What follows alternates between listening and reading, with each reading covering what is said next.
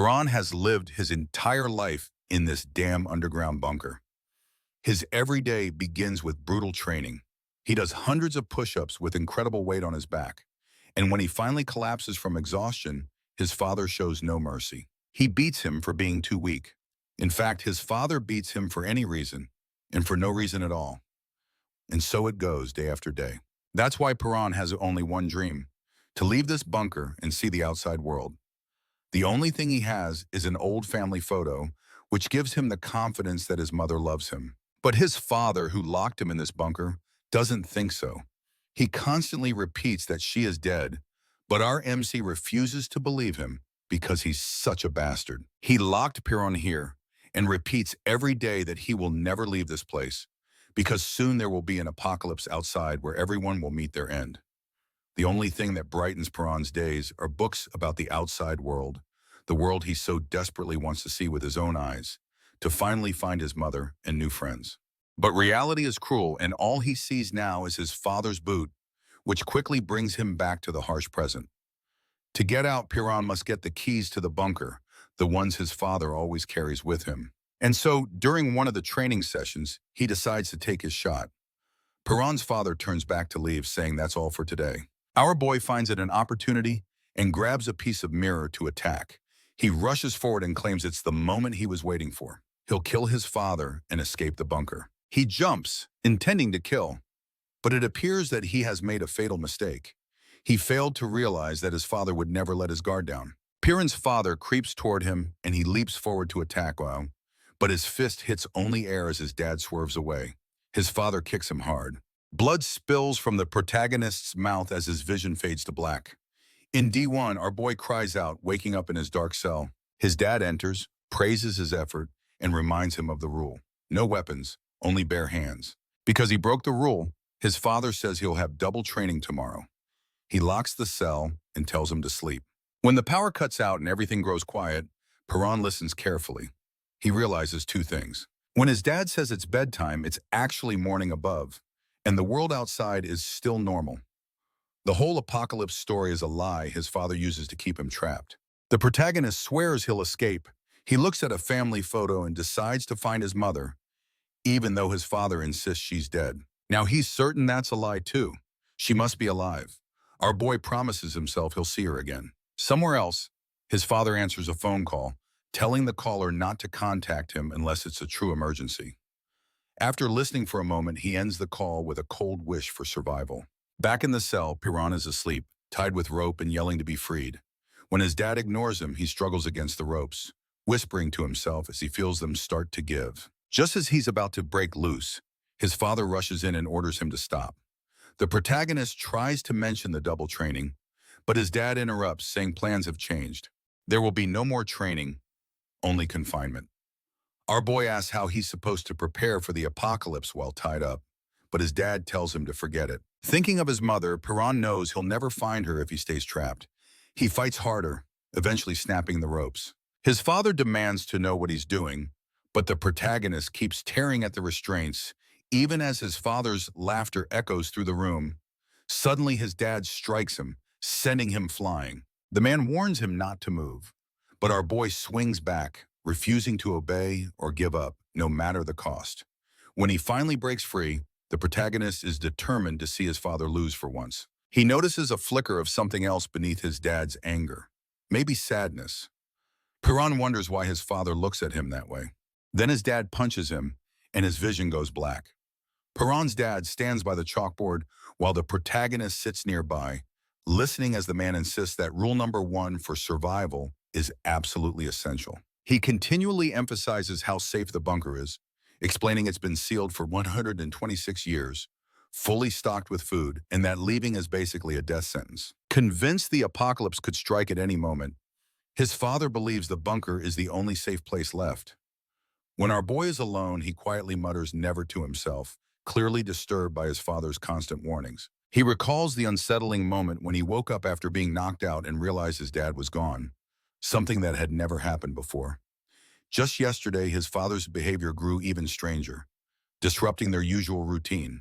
And now Piran can't shake the feeling that something big is about to happen. He's certain he's right, Suddenly, the metal doors begin to rattle and clang. On edge, the protagonist looks around, whispering in confusion as the echoes fill the bunker, almost as if they're drawing him closer. When he spots a door left wide open, he bolts for it, realizing this is the opportunity he's been waiting for. Sprinting through empty corridors, Perron no longer fears being stopped by his dad. He rushes past rattling gates unimpeded and skids to a stop at the ladder. Excitement surges as our boy climbs quickly, his hands clanging against the rungs. Nearly praying for sunlight, he pushes at the hatch, and when it finally opens, a wave of light forces him to squeeze his eyes shut. The protagonist steps outside slowly, feet touching the ground above, and is awestruck to see the sun for the first time. As someone approaches, he whispers in disbelief that he's actually made it out. A man shouts, asking why he's in the road, and Perron, shocked, blurts out that it's a real person. Panic sets in. This isn't the time to get caught. If his dad discovers he's gone, he'll come after him. Determined, our boy runs, desperate to get as far from the bunker as possible. Barefoot, he races through the city, exhilarated by the freedom he's only dreamed of. The memory of being trapped in the bunker drives him to move even faster. He wonders how the doors open so easily. Was it a glitch? No, his father is too careful for that.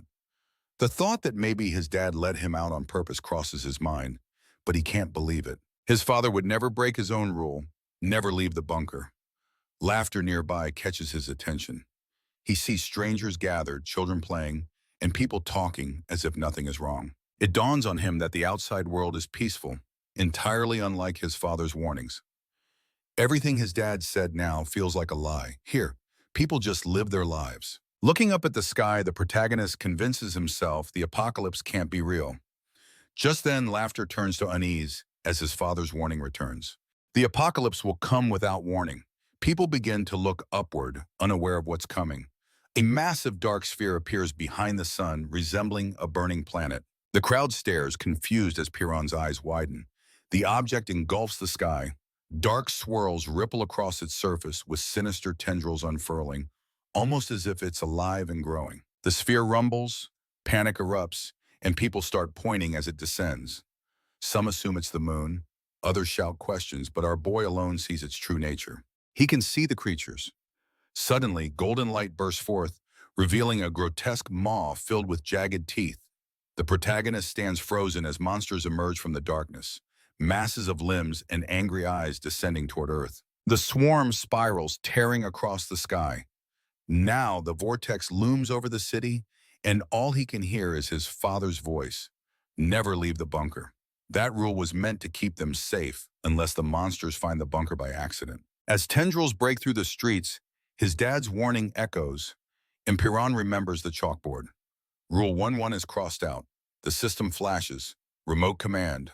All locks open. Monsters roar and flood the streets as people freeze in terror. The swarm blocks out the sun, with creatures piling atop one another.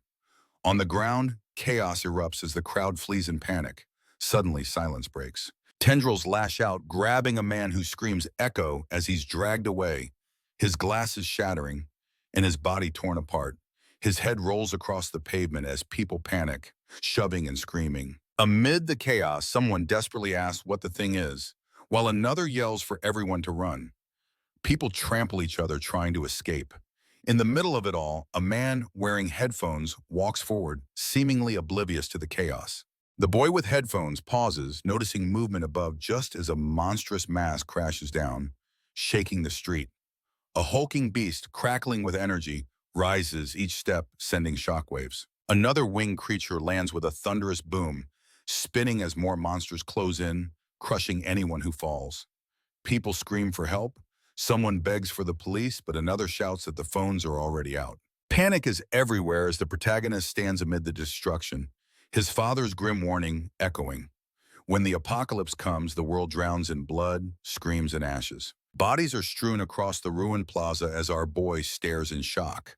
A giant dark vortex looming over the city. A timestamp flashes D1. People scream as the devastation continues. D1 becomes D0. The apocalypse isn't approaching. It's already here. The ground splits open, buildings collapse, and monsters flood the streets. The final words make it clear: The apocalypse was already underway. A spiral of monsters towers over the city as Piran lands on the road. He realizes his dad was right about the apocalypse. It's real. Lifting his head, the protagonist understands that if the warning was true, then losing his mom must be true as well. He clenches his teeth, accepting that she's gone. Explosions erupt, footsteps thunder, and crowds scatter in panic. The swarm of monsters charges down the streets, roaring and sending people fleeing. As the creatures approach, someone grabs Piran's arm and pulls him away. His dad drags him through the chaos while monsters tear through the crowd. The man shouts not to stop as survivors dash for safety.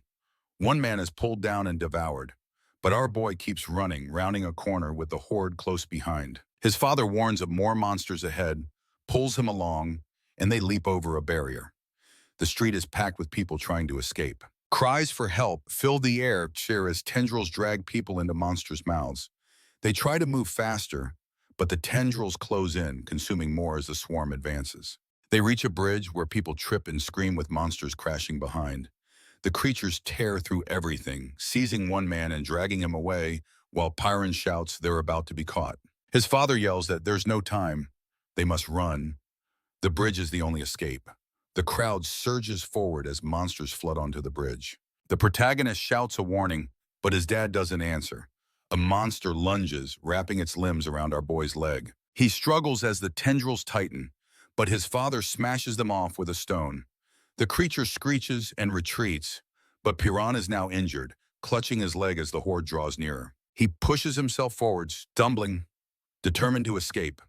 Squeezing between abandoned cars, the protagonist feels the monsters gaining ground. He falls, sliding across the pavement, muttering under his breath. He urges his dad to go ahead, admitting he can't run any farther. Looking up, he tells his father to escape. Memories flood back, being trapped, shouting about being ignored. He drops his head, but his father approaches, insisting he must get up. Our boy protests, asking why he should keep running, convinced there's no way out. His dad insists he knows Piran can make it. Shaking his head, the protagonist hesitates, but his father grabs his hand and pulls him to his feet. He tells him to run. Piran protests, wanting to know the plan, but his dad presses something into his hand and urges him to go. There's no time. He has to leave the bridge. The boy nods and limps away, weaving through the cars. Looking back, he sees the bridge shuddering, cables snapping, and the whole structure collapsing into the chasm, swallowed by dust and debris.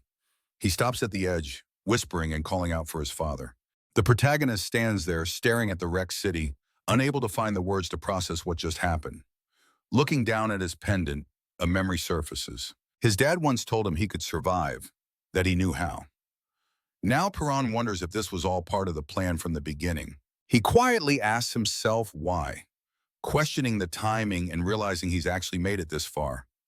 Uncertain about what to do next, our boy remembers dreaming of sunlight and freedom while trapped in the bunker. But now, as light flares in his hand, he feels emptier than ever. A memory of his mother's face flashes through his mind as he whispers, "Why again?" desperate for answers from his dad about why things had to go this far. He asks what his next move should be, shouting at the chaos around him. Suddenly, he recalls being handed something, a piece of paper. Clutching it tightly, Piran stares at the ground just as it begins to shake, and a massive monster lands nearby.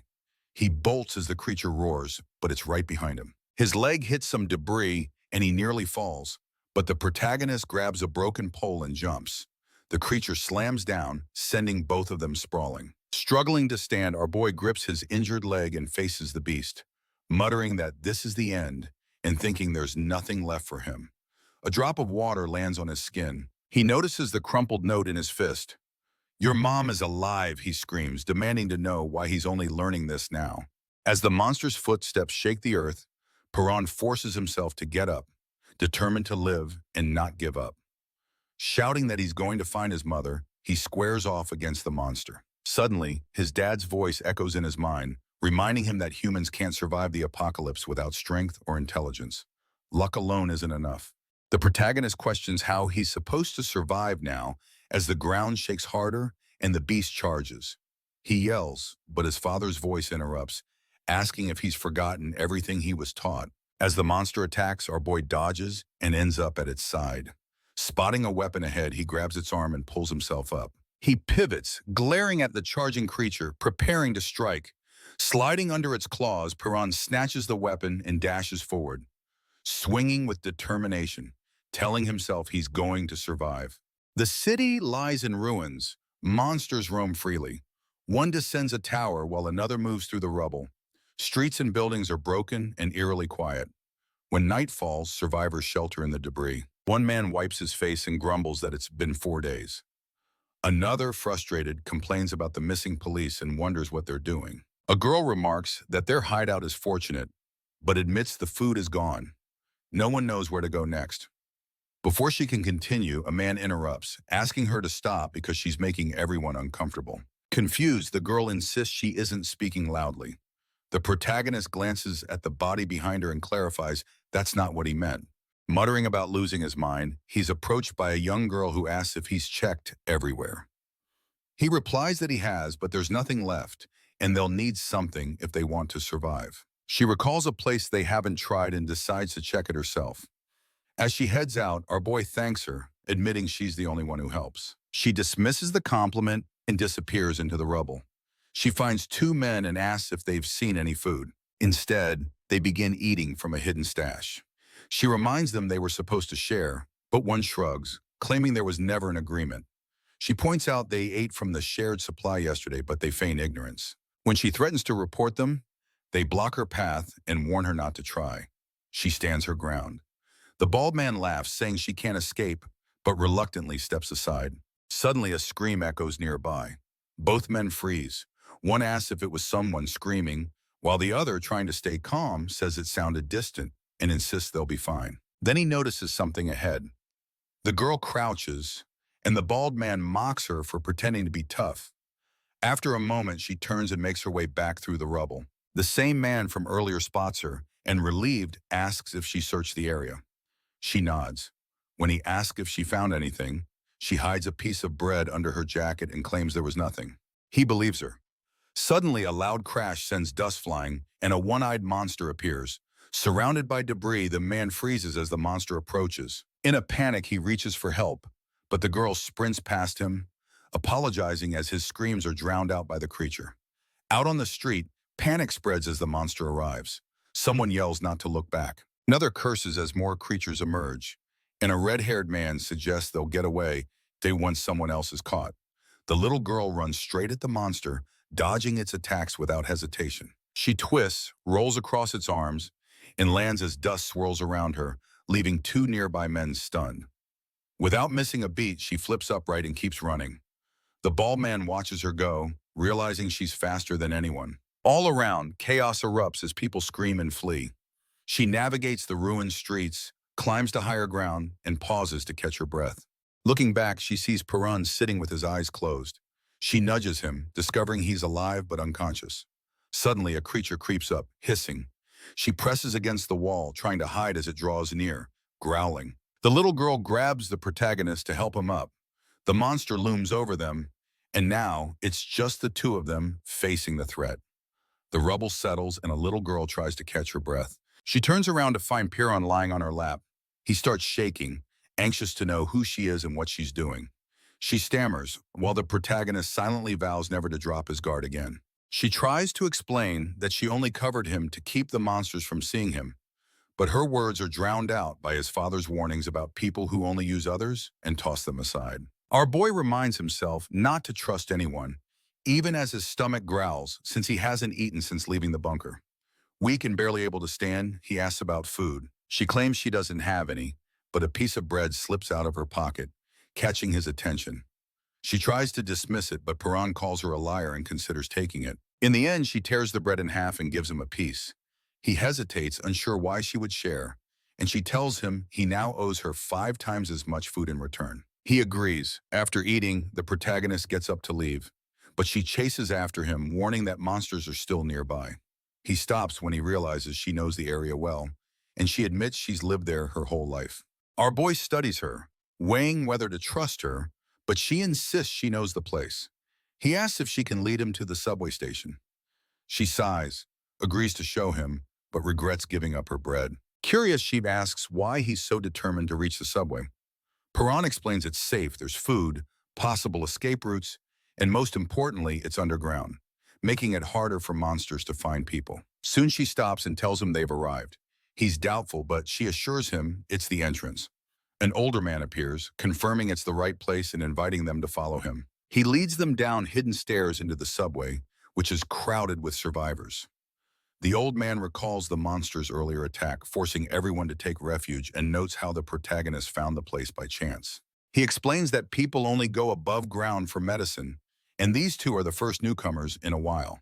Piran surveys the crowd, worried that more people might mean more trouble, but he senses that everyone here seems trustworthy. He finally relaxes. The old man introduces himself as Baeom Hwang, a doctor, and explains he met them while searching for medicine.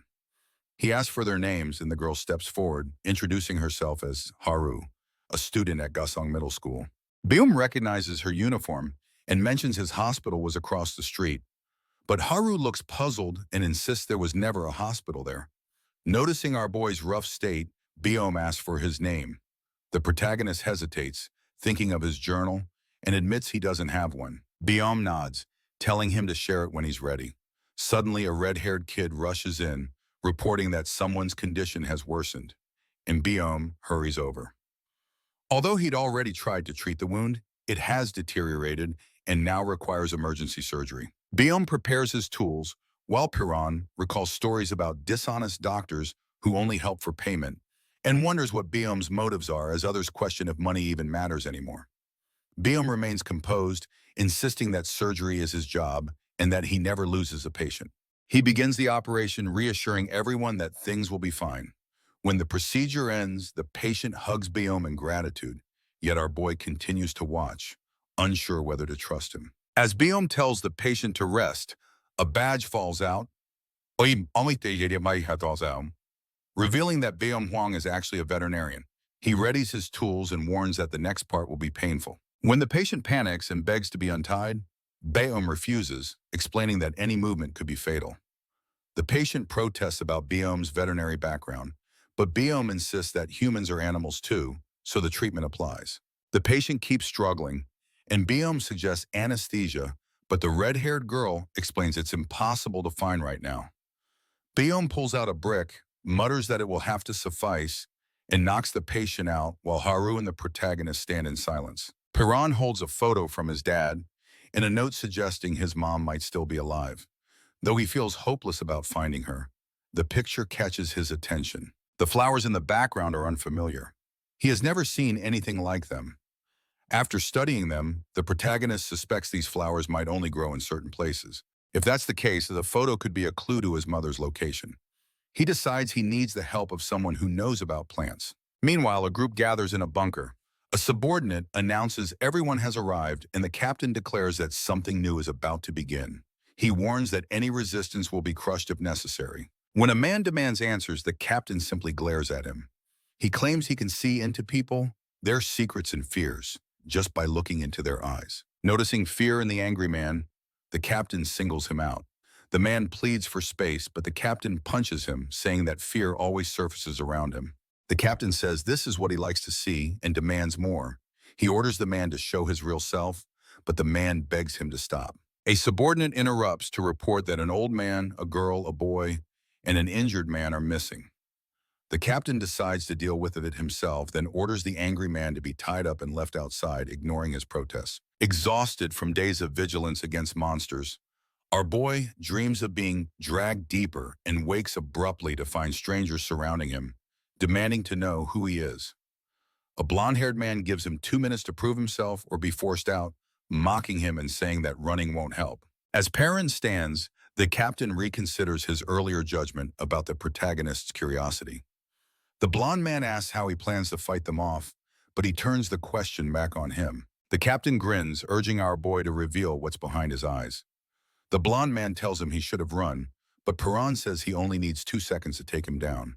The blonde man then pulls a blade as the protagonist looks for his missing photo.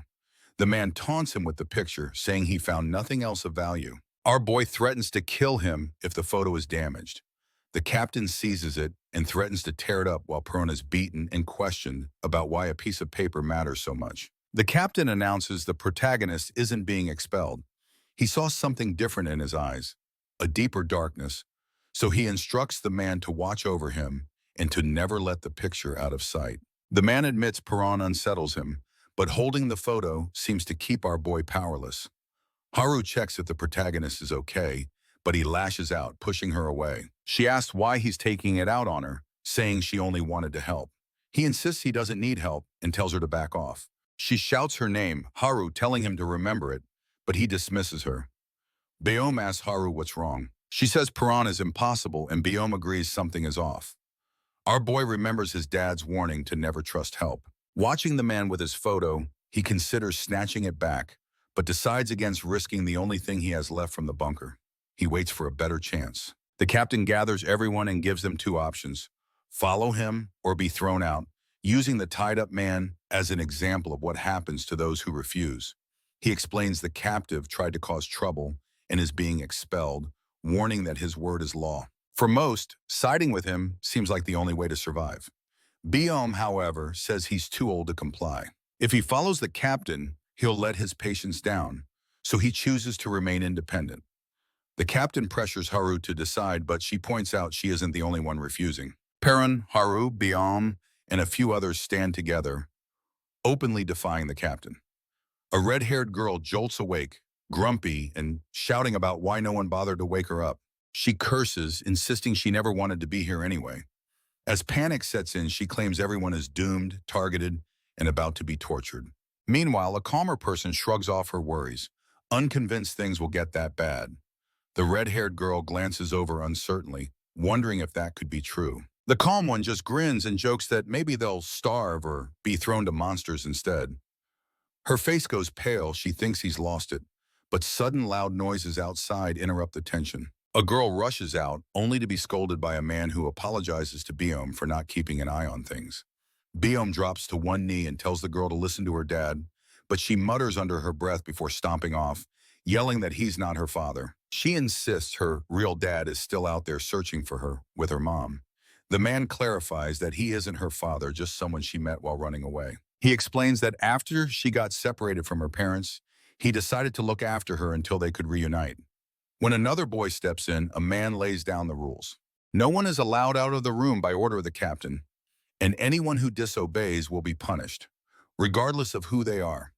Someone else adds that being a kid won't get him any leniency. Meanwhile, the boy looks around, trying to spot the man who took the photo. Elsewhere, it's mealtime. Guards hand out food, stating it's strictly one meal per person. The red-haired girl protests, complaining that their portions are much smaller than everyone else's. The guard repeats that it's the captain's order and insists they don't need much since they're stuck inside. The girl's hands shake with anger, and someone nearby tenses, sensing trouble. Simeon mentions he hasn't seen Chicken Comb. Whispers spread. Everyone knows Chicken Comb is the captain's right-hand man, notorious for breaking rules, wandering where he pleases, and frightening people with his strength. He's the type who smiles while beating someone up. Chicken Comb strolls by just as a little girl trips and spills her food on his vest. He gives her a dark grin, warns that annoying him leads to regret, and tells her to come with him. People whisper, convinced he's capable of hurting a child without hesitation. The girl trembles as he growls that running around is dangerous and orders her to follow, but it's clear he's heading for the group. Someone calls out in surprise. Chicken Comb turns to the guard and asks for a favor. Give the girl another meal. The guard hesitates, reminding him about the one-meal rule, but Chicken Comb towers over him and demands the guard's own meal. He hands it to the girl. The guard is confused, suspecting Chicken Comb has something cruel in mind, perhaps planning to force-feed her as punishment. Suddenly, the man looking after the girl bursts in, grabs her hand, and demands everyone back off. He insists on knowing what's happening. Chicken Comb seems puzzled, asking what he did wrong, but the man just calls them all thugs and leaves with the girl. Chicken Comb pauses, then grins as they walk away. Two girls notice there are more guards around now, and the boy mutters under his breath, debating whether to confront the blonde man himself. The blonde girl turns away in silence. Later, the girls sit quietly together. One shifts, noticing the boy alone in the dark. She approaches, but he grabs her wrist, eyes fierce, and accuses her of trying to set him up. She protests, saying she only wanted to talk. He repeats her words, suspicious, and asks if he just hates talking. She wants to know why he cares. He tells her to get to the point. She asks why he always sits alone, wondering if he's just shy. He snaps that all humans are his enemies, so there's no point in getting close to anyone. She insists she meant no harm, but he remains unconvinced. She sighs, telling him to think what he wants, but urges him to make up with Haru. He says he and Haru never fought and labels her just like everyone else, still human. The girl explains that Haru cries herself to sleep every night and seems burdened by something. She thinks a friend her age might help, but the boy dismisses it as pathetic. He argues that sadness is weakness, and survival should be the priority. She hesitates, then asks if he's ever lost someone he loved. He says no, claiming it will never happen. He has no one to lose and nothing to be sad about. She suggests that sounds lonely, but he insists he's fine. She tells him that if he ever dies, she will feel sad for him. He rolls his eyes, calling it ridiculous, and promises he won't be sad if she dies. She laughs, coughs, apologizes for talking too long, wishes him good night, and leaves. Nearby, the red-haired girl wakes up again, groaning about never being able to get any sleep. Perrin heads into this underground shelter, and there's this blonde guy who steals his picture. It's basically the only thing that could help him find his mom. Suddenly, gunshots ring out, and the thief starts messing with our boy, saying it's punishment for trying to escape. But Perrin just stares back, totally unafraid, telling him to drop the photo and just fight instead. The blonde one starts shaking, realizing the only thing our protagonist cares about is that picture, not even his own safety. He rants about how Perrin probably needs another beating, clutching the photo like it's gold. Our boy thinks about his dad's old line that people are all born bad, but he also remembers little moments of kindness he's seen. Then the girl from earlier rushes in, looking shocked, while Biome checks him over, insisting he has to clean up his wounds. Perrin's not into getting patched up, but he takes some food that she saved for him. Just as he's about to thank her, she starts coughing really hard. Biome says she needs medicine, but they're all out. He warns things will get even worse without it, but she stubbornly refuses to let anyone risk themselves for her, even as the coughs rack her. Our protagonist gets anxious and asks what happens if there's no medicine. Biome doesn't answer right away, but before he can, thugs show up. Meanwhile, the one with the photo is grumbling about the captain wanting him to show it off, wishing he could just kill Perrin and be done with it. Then Biome gets ordered to help some outsiders right away. He refuses, saying he's got someone critical to take care of, and the thug starts questioning whose side he's on. The girl, weak as she is, says she'll go upstairs for medicine herself, but Biome won't let her, warning she wouldn't make it. He steps up and says he'll go with her, but then the thug just stabs her, making some twisted joke about how easy it could have been to help. Everyone's in shock as she crumples, blood spreading across the floor. Perrin feels her life slipping away, and then some weird energy starts glowing from her wound, knocking him back. He can't help thinking how fragile people are as he sees that glow pulsing and her life fading. Her hands shake as she reaches for him, and she manages to whisper, reminding him of the time he said he wouldn't care if she died. Then her hand just drops, completely still. The thug wipes his knife clean while Biome yells at him, calling him a monster for killing without blinking. The killer just shrugs it off, claiming he saved Bayan by keeping him from being forced above ground. He adds that they can't lose a doctor just because of one dying woman. Perrin just stands there as the thug taunts him, asking if he's scared now. Our boy stays quiet but looks up. The thug waves his bloody knife, and that's when he notices he doesn't have the photo anymore. Perrin spots it on the ground, must have dropped it when he pulled his blade. Dropping to his knees, the kid stares at the picture while the thug keeps poking at him, wanting to know what it means. Perrin steps closer and the thug smirks, asking if he's finally going to fight. Then, out of nowhere, our protagonist lunges and hits him straight on, catching the soldier completely off guard.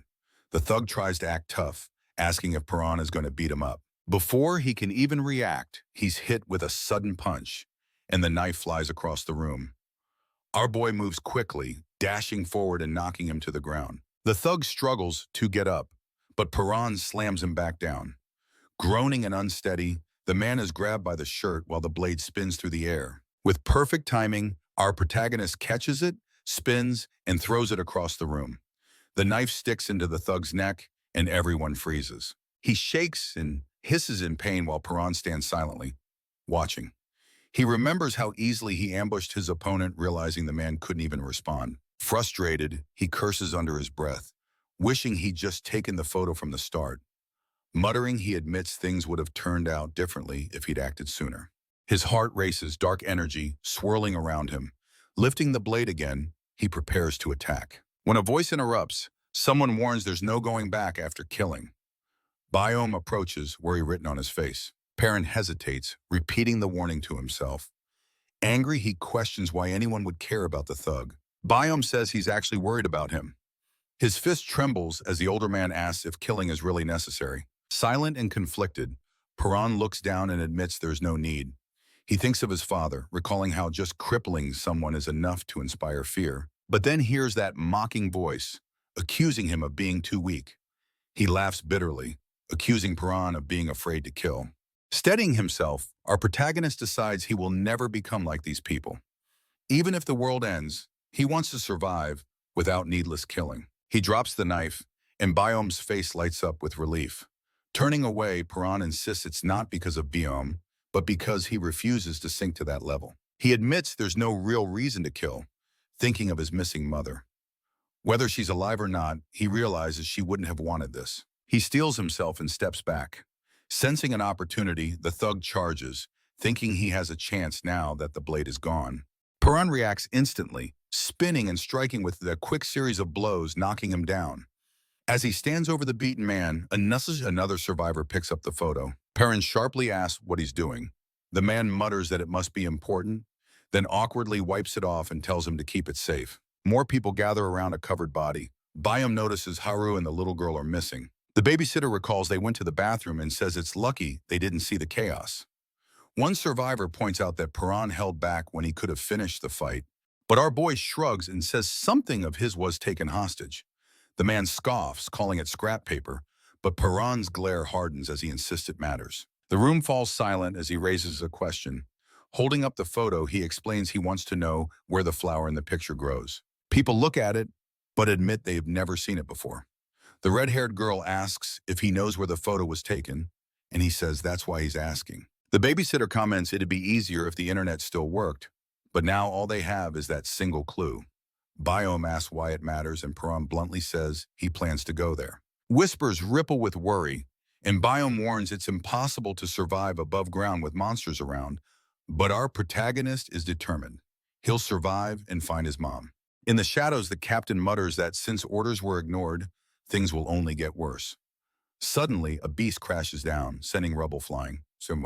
The scene shifts to an empty subway entrance marked with Zone B and exit signs standing abandoned. Someone finally cheers because there's enough heat to cook real food. One guy tells another to fan the fire, but he just shrugs, saying he's busy. Footsteps echo as the little girl bursts in annoyed, demanding to know why no one flushes. Haru explains the toilets don't work anymore. A man arrives, impatient that they're taking so long, and says he needs to send them back. Harry watches him fidget, just wanting to survive like everyone else. By the fire, two men are cooking. One makes a sly comment about the earlier argument and sneakily drops something into the pot. The other notices and questions him, but is told to just keep stirring. He's unsure if he really saw anything. Suddenly, the pot explodes with a violent splash, startling both of them. Rocks crash down as the ceiling splits open, and a massive tree-like creature bursts through. Its huge mouth looms over the men, leaving them frozen in fear. The captain spots the blonde thug's body on the floor. He mutters to himself, thinking he was right. There are people like this everywhere. Memories rush back, reflections of how some are just monsters in disguise, and now real monsters walk among them. Behind him, strange creatures begin to swarm in. Someone yells for him to be careful, warning that the boy is stronger than they thought. The captain ignores it and gets knocked back. Perrin stands his ground, eyes sharp. The leader gets up, calls everyone else weak, and locks eyes with our boy. He says he doesn't need advice from weaklings. What he wants is Perrin. He tells him to wipe off that smug look and promises to show who's in charge. Charging forward, he wonders if he'll finally see what's inside this kid. They stare at each other, tension rising, but darkness begins to close in. Within it, something moves. The captain's eyes widen as he realizes it isn't him looking into Perrin, but Perrin looking into him. The darkness twists, teeth snap shut, and suddenly he understands. He's the one being watched. Panicked, the captain collapses, flailing and shouting. His crew rushes over, calling his name, but he's unresponsive. Our protagonist stands there, eyes glowing, while silence grips the room. The captain gulps, realizing he almost got consumed. Everyone trembles, and someone whispers that he actually looks scared. Suddenly, a man screams, grabbing his face and begging for help. Blood pours down as he thrashes, shouting that he can't see. Horrified, people murmur as the man stumbles, covered in blood, insisting he was just asleep. He says his head is pounding, something spreading inside. Grabbing his skull, he stumbles down the hall, muttering about the pain while everyone watches, terrified and wondering if he's turning into a monster. He claws at his head until something bursts out. He screams as black tendrils rip free, twisting his body. His glasses crack, his head jerks around, and the survivors scream as tentacles lash out, stabbing people. The captain grabs him, pulls him away, and smashes through the creature with brute force. The monster crashes back, limbs flying. He keeps pounding, crushing it until it finally stops moving, twitching on the ground. Everyone is stunned. Someone whispers the captain just killed a monster. He demands to know where it came from. Survivors cheer, calling him a hero, while one man insists he always believed in him. Piran just watches, quiet and intense. The captain sweats, glaring. Nearby, a woman grins and says she's alive, just as a heavy metal hatch bangs open. The hatch creaks wider, drawing everyone's attention as they stare at the dark passage below. From the shadows, another grotesque creature crawls out, dragging itself across the floor and freezing everyone in fear. It rises up, towering over them with twisted limbs and glaring eyes, leaving the survivors paralyzed with terror. The hatch pops open and everyone gathers below. Life in the bunker had been calm for a while, so people almost forgot what fear felt like. But when one person quietly backs away, tension thickens. Memories surge, bloody survivors, scenes no one dares recall. They all wish they could forget the monsters tearing through soldiers, but those images stay burned in. Now a grotesque beast with a single massive eye and jagged teeth claws its way up, reminding them why forgetting was never an option. The creature stomps in and panic erupts, screams, shoving, bodies crushed in the stampede. The captain shouts at everyone to fight back, his voice slicing through the chaos. Faces turn, torn between fleeing and standing their ground. Grabbing an axe, he declares this time will be different. There's only one monster, so if they stick together, they can win. Some remember he once defeated one of these things and begin to agree. There's nowhere left to run anyway. A rally builds. For the first time since everything began, they gather their courage and ask what to do next. But then blood drips from the captain's nose. His expression goes vacant. The crowd shifts uneasily as someone tries to reach him. He staggers forward, then black tendrils tear free from his mouth and chest, twisting his body before their eyes. Gasps spread.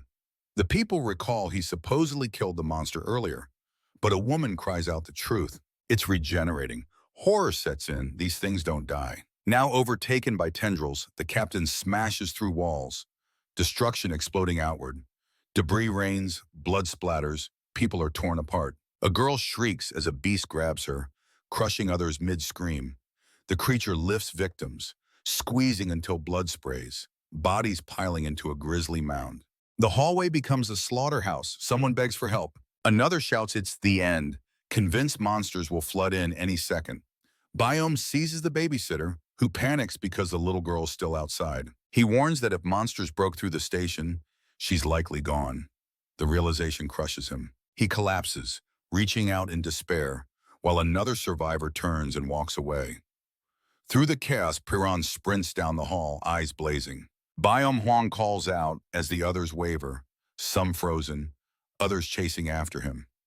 Our boy pushes ahead. At the door, survivors see Biome lift a hand to halt him.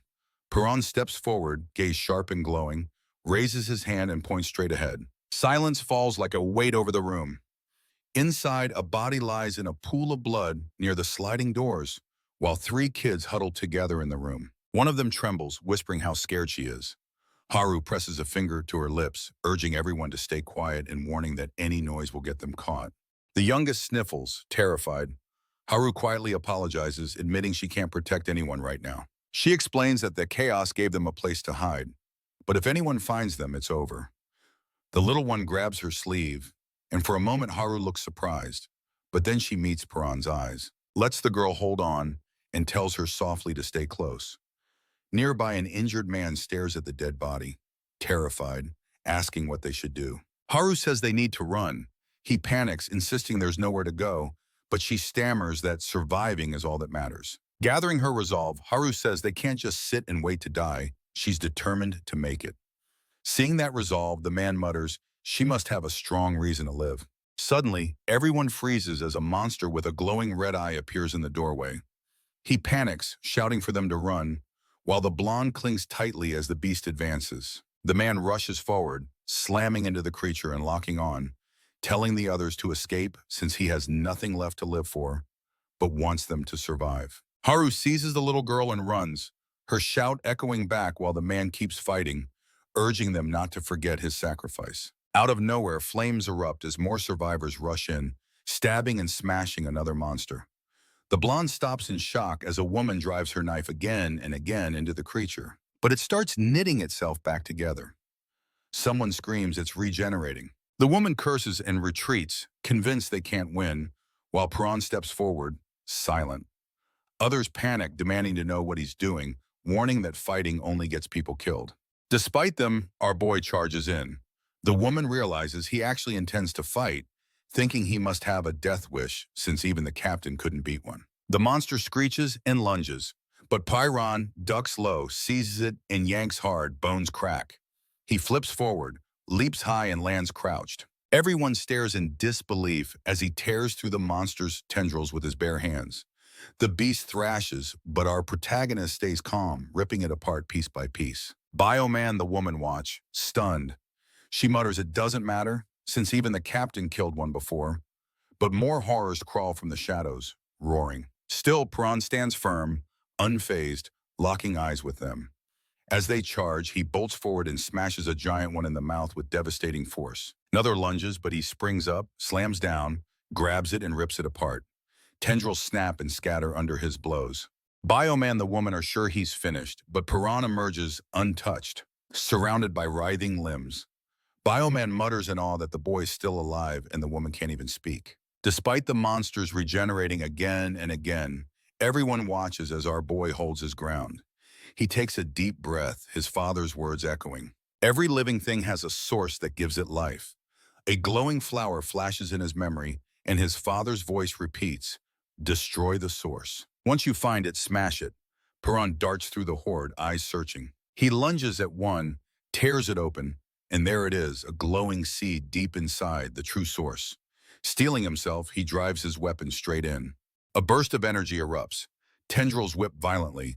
The monster convulses as he pushes harder. Breathing raggedly, Piran stands over the wreckage, the shattered seed glowing faintly at his feet. The survivors stand in shock, staring down the hallway.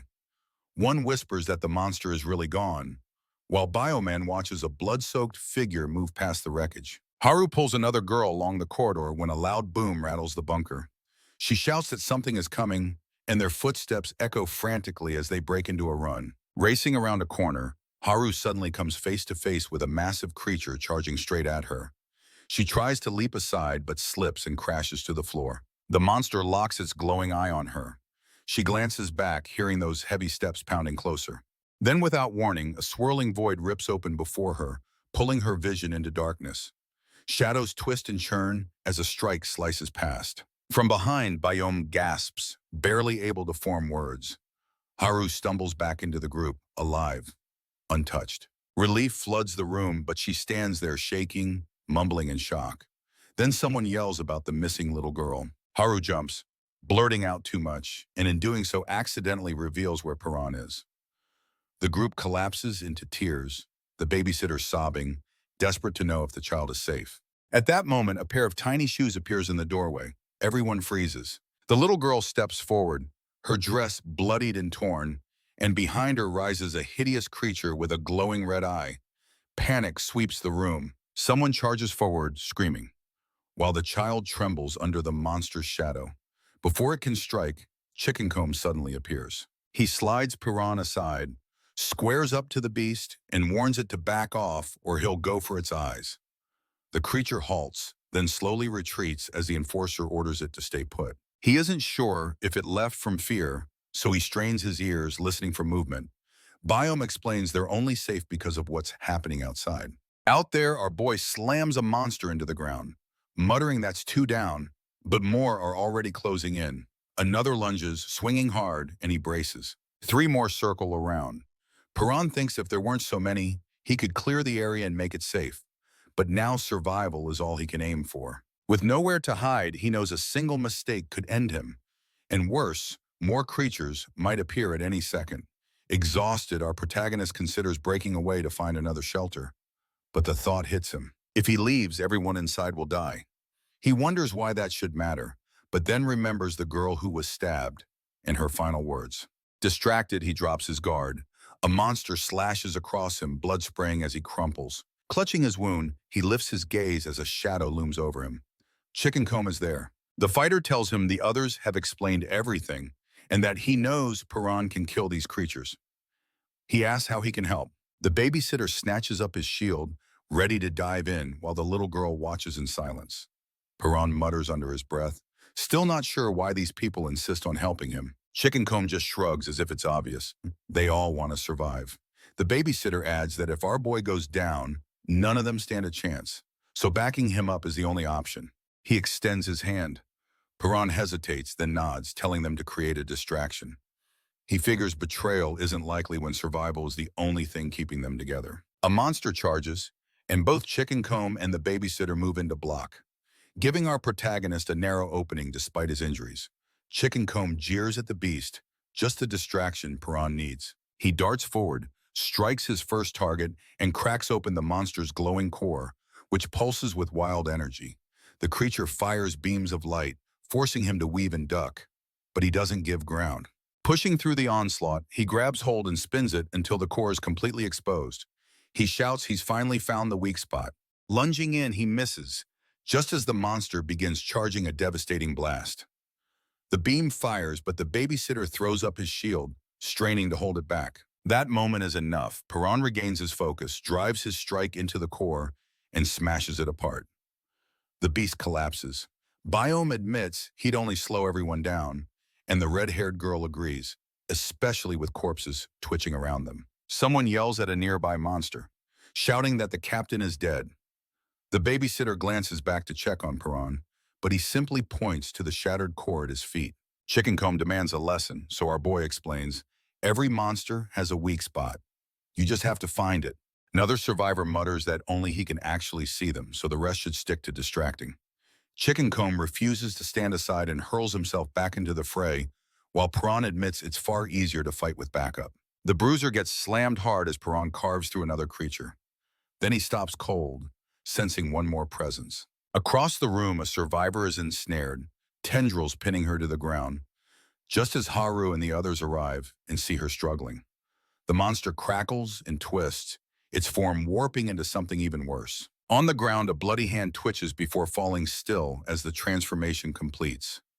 Nearby, a corpse jerks, and a shadowy figure with mangled limbs crawls free, looming over Haru and another survivor. She pulls herself together as its jaws snap inches from her face, barely missing.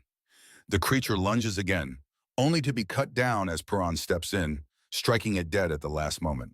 Haru stares in awe as our boy lands heavily, bleeding and exhausted, but still gripping the monster's glowing core, eyes fixed on its light. Biome rushes to him, insisting he needs treatment right away, and others scramble to help. Later, Piran wakes bandaged, Haru sitting close by, Biome exhaling in relief.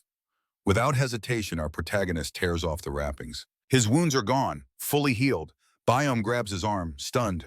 Piran asks if the other fighter made it, and a familiar voice answers, alive. Chicken Comb grins, bragging about his toughness. He shrugs, saying he helped because he wanted to, even if someone mutters he looks like one of the bad guys. The enforcer only laughs, insisting he doesn't take orders from anyone. Haru yawns as another voice comments how shady he looks, but Chicken Comb just smirks, saying appearances don't matter, it's his style. Piran turns to Haru, asking why she's still around when she isn't even hurt. She snaps back, demanding what he'll do about it, then admits she was worried. Biome interrupts, reminding Piran that Haru stayed to help with his wounds. She yells she only did it because Biome needed her, remembers her from before, and surprisingly praises her speed during the fight. He describes how she dodged monsters like it was nothing, moving like the wind. Haru stiffens, clearly unsettled, and turns away as he steps closer. Perrin quietly watches her walk off, remembering the stabbed woman's words, that he should at least try to make peace. Our boy calls out her name. He asks if that's really it, and without turning, she softly confirms. Later, during a meeting, a man with glasses addresses the group. Only 12 survivors remain out of 43. He corrects himself, saying that's about 78% lost. He explains that many bodies were found gray and shriveled, like mummies. A woman says the monsters drained them, then wonders aloud if there's some kind of government experiment. She mentions rumors, while others insist they fell from the sky. Someone throws out aliens, but another silences him, reminding them bigger issues remain. All eyes shift to Perrin. They demand to know how he fights like that, how he knew how to kill the monsters. With Haru watching, our boy answers simply. He's been training and preparing for the apocalypse since the day he was born. Perrin holds up the photo, saying it's the only thing he took from the bunker, but the woman stays skeptical. She thinks he could be lying and demands more proof, doubting his story about living underground and knowing the apocalypse was coming. To her, one photo isn't enough. Still, she admits he's a skilled fighter, and the others start leaning toward believing in his strength. Suddenly, a survivor lunges at him, but our boy dodges effortlessly. The attacker panics, apologizes, and quickly claims he now believes the bunker story. Biom steps in, saying he's convinced too, especially after treating all of Perrin's scars. Thinking back on everything the kid has endured, Biom points out that no one their age could have survived so much. That makes Haru curious, so she asks about the scars. Perrin explains he earned them every time he tried to escape the bunker, calling them proof he never gave up. He says he doesn't see them as painful memories. Another man asks why he didn't warn people about the apocalypse. Our protagonist recalls something his dad once said, admitting he believed his father never planned to warn anyone. He confesses he doesn't exactly trust people, but adds the group has helped him, and now he's starting to question whether all humans are as bad as his father claimed. A survivor tells him he's important because he's the only one who knows how to kill the monsters. Chickencomb suggests that finding his mom might help them understand the creatures. Another warns they've only survived thanks to luck and the blocked entrance hiding them, saying the collapsed path is their only shield. If monsters break through, they're finished. The only way out is squeezing through a single gap in the debris. Despite the warnings, they head to storage but find it buried under rubble. Panic spreads, since that was their food supply. A cold voice cuts in, saying it's no longer food storage. Biom says they need a team to search for food and asks for volunteers. Chickencomb immediately raises his hand, saying he needs fresh air, but someone points out he's still injured. He insists he can go, but Biom refuses, saying he has to recover. Others add that going above is suicide. Even a cloaked figure agrees. Biom looks troubled. There's only enough food for a week. Perrin steps forward, calm and firm, saying he'll go. Biom is grateful, but our boy says he wanted to anyway.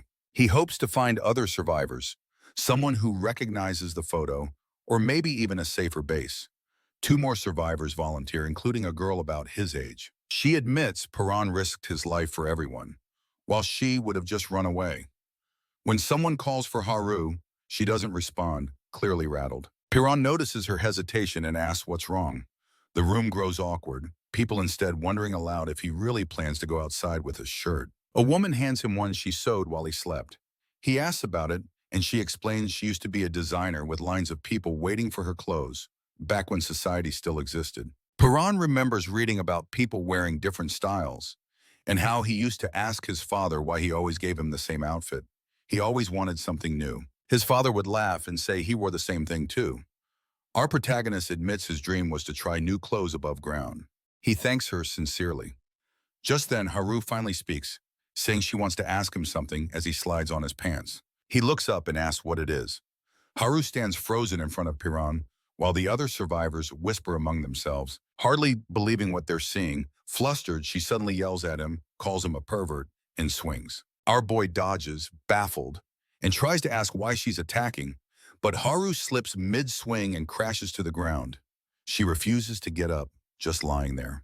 Perrin, still clueless, approaches until someone in the group mutters something about a scar, making her lower her head. He tells her to stand, but Haru snaps back, demanding he put on clothes first. He sighs, agrees, gets dressed, and then wonders aloud how the monsters even appeared. The survivors speculate that the fire may have drawn them in, noticing traces of cooking. The red-haired girl excitedly snatches a lighter, but Piran quickly warns that fire attracts monsters. She freezes, panic spreading as the group realizes what that means. Haru stares at the lighter until the girl nervously hands it over and she grips it tight, backing away. A boy suddenly recognizes Haru, calling her the track star from Gasong Middle School, saying he spotted her scar right away. He claims it looks cool, though Haru privately feels otherwise. To her, the scar is nothing but proof of fear and cowardice, never something to admire. Her mind drifts back to classmates laughing, to how she always felt weak. Flashback. Her first day at middle school, nervous, clutching her bag, while her parents wish her luck and urge her to study hard. Her brother cheers, her new classmates whisper curiously, and her parents watch with worry. Her father quietly wonders if she'll be okay, remembering how cheerful she used to be. Her mother mentioned how anxious she's been since the incident, how much she struggles every day. Memory sharpens, young Haru cornered by a shadowy man who grabs her and raises a knife as her parents scream. She bites him, breaks free, but collapses. Trembling, she stares up as blood sprays when the blade slashes her. Her father rushes in, her mother cries out. Her vision fades. She wakes in a hospital bed screaming, her parents clutching her, assuring her she's safe and that the man was arrested. But even as they hug her, she keeps shaking, staring at her bandaged scar, still terrified. At school, Haru sits quietly while classmates chat about scary experiences. She gazes out the window and sees shadows, hallucinations of the man. A girl asks what frightens her most. Another repeats the question. Haru hesitates, unable to answer. Later, she admits she fears dying. The room falls silent until the girl clarifies she meant horror movies. Track practice, the coach calls her up. Since the scar, she never stops feeling hunted, always sensing someone right behind her. At the signal, she runs, each step haunted by memory, fear driving her legs. She stumbles but pushes on. She sees herself as a coward, but then the coach calls out, she's broken another record. Teammates cheer. The coach praises her, saying she could be a star, amazed she's been breaking records after only 2 years. Reporters gather to meet the girl with the scar. Nervous, Haru greets them. They ask for a photo, encourage her. One even calls himself a fan and puts a hand on her shoulder. She flinches. He pulls back, scoffing, calling her weird, insisting he meant no harm. The coach tries to defend her, but the man mutters, she's just jumpy, a nervous wreck. Haru says nothing. Dinner that night. Her father scrolls on his phone, earning a scolding from her mother. He laughs, apologizes, and asks about the reporter. Her brother marvels at her speed. Her father says he can't wait to see her on TV. He admits her running talent blossomed after the incident. Haru realizes each time she runs, the memories return. It's ironic. She started running to stop being a coward, but nothing really changed. She grabs her uniform and heads out. Her father reassures her that fear doesn't make her abnormal. She protests, believing her fear makes her unworthy. He hugs her, insists she doesn't need to hide, and tells her the scar is proof of bravery, that her family loves her no matter what. Haru cries, remembering how much the coward label hurt, how desperately she tried to change, not realizing what truly mattered. She recalls her family embracing her father's voice reminding her she isn't broken, that it's okay to be afraid. He holds out his pinky, asking her to promise not to cry, even when she's scared. Haru agrees, determined. Just as they prepare to cleave together, disaster strikes. Something crashes through the building, debris rains down. Her father looks stunned, and the family rushes out into a shattered city. The massive stone giant appears just as Haru's dad collapses, struggling to rise again.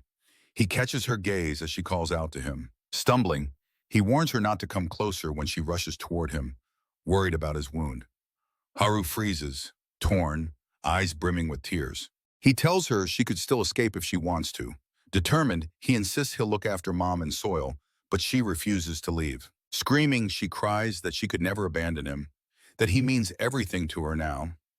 She swears she can't run, promising she'd never forgive herself if she did, and breaks down, eyes locked on her father's back as he shields her from the oncoming monsters. Suddenly, light bursts around him and everything fades. Now Haru is racing through darkness, her father's words echoing, It's okay to be scared. Nothing's wrong with you for feeling that way. Still, she refuses to accept it.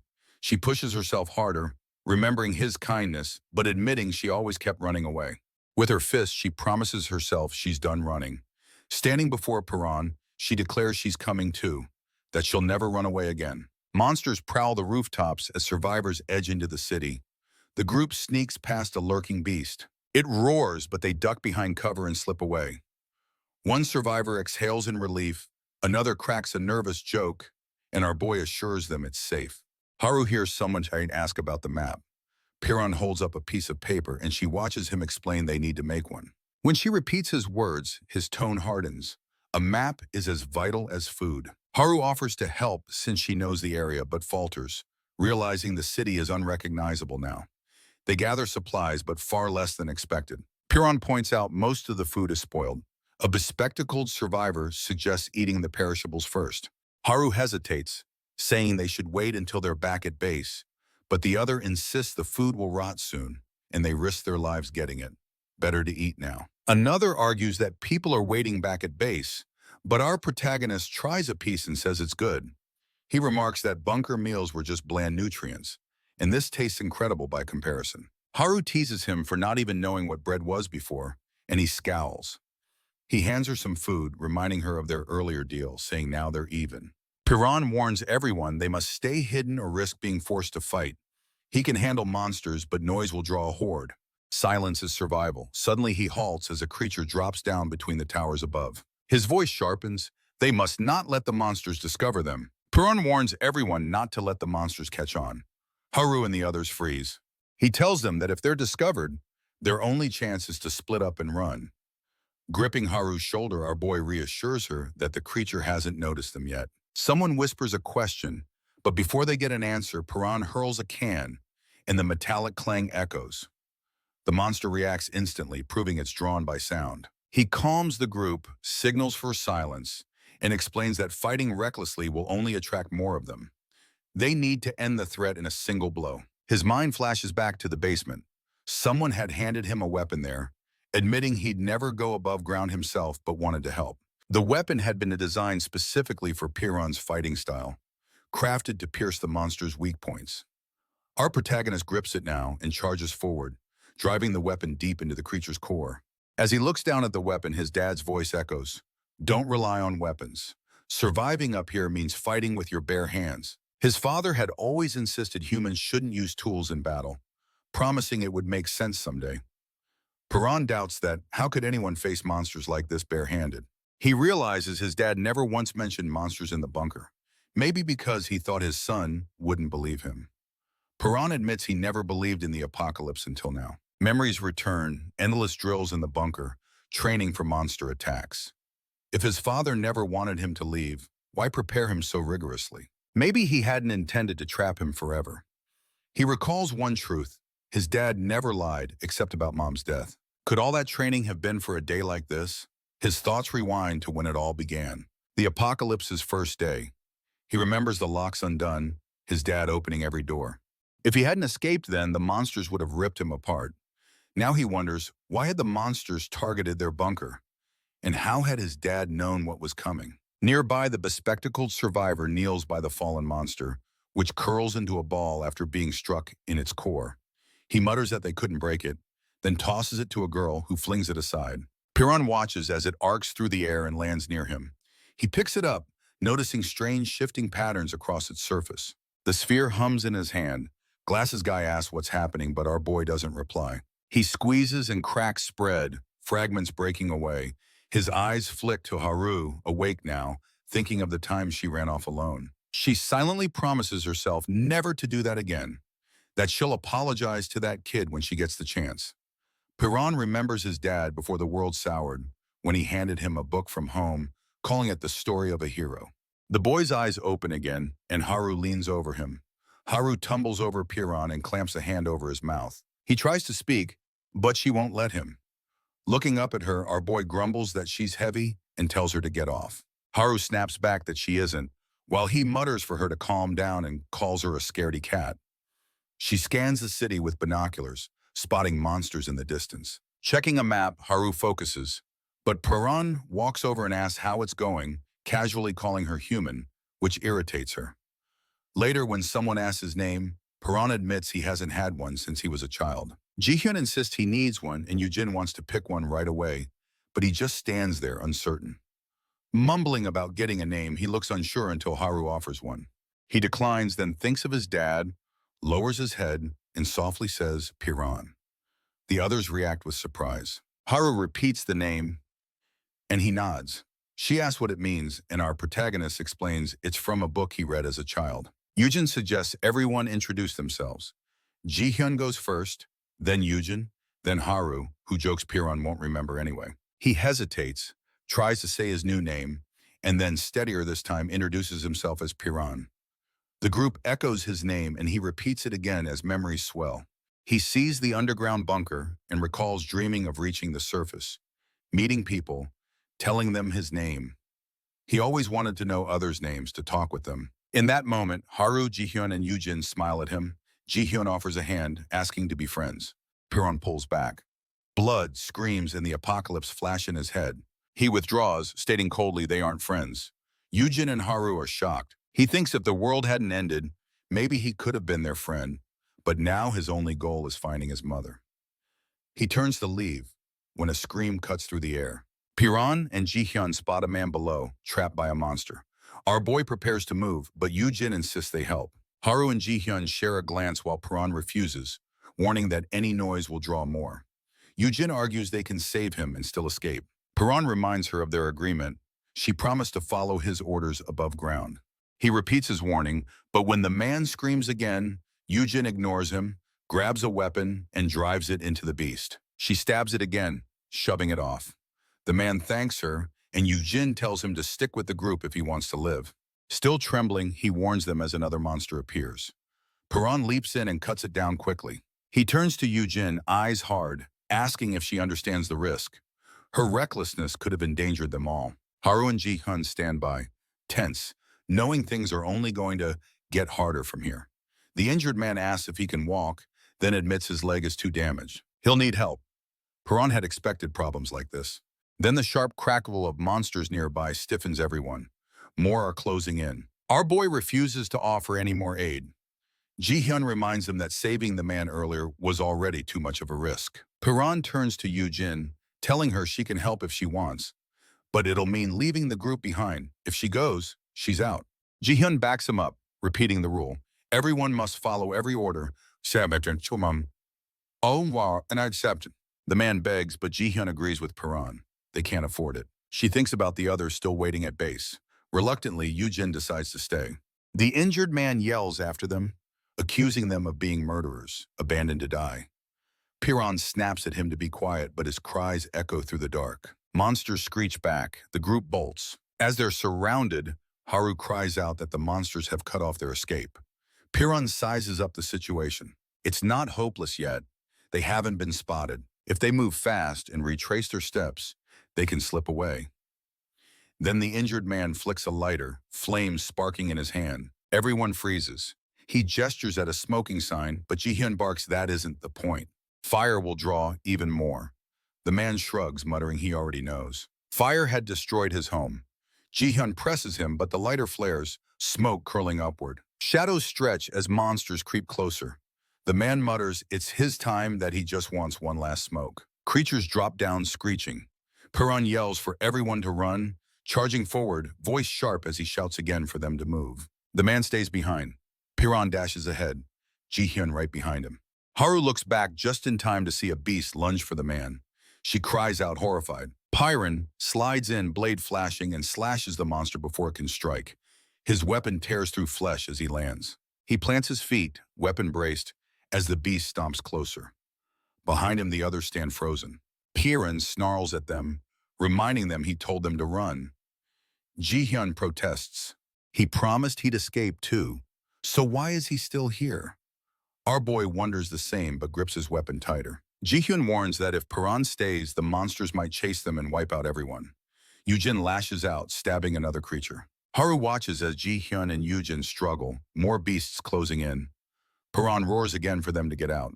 Jihyun insists they can win. There are fewer now, and if they fight together, they can make it back. But then the air splits. A massive, twisted red monster lumbers in, fiery cores blazing, grotesque limbs writhing. Puran squares up as the air shudders around it.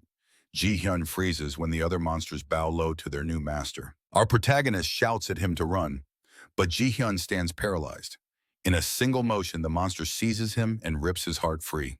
His body collapses, blood soaking through his vest. Ji-hyun lies sprawled in a spreading pool of blood. Haru collapses to her knees, screaming his name.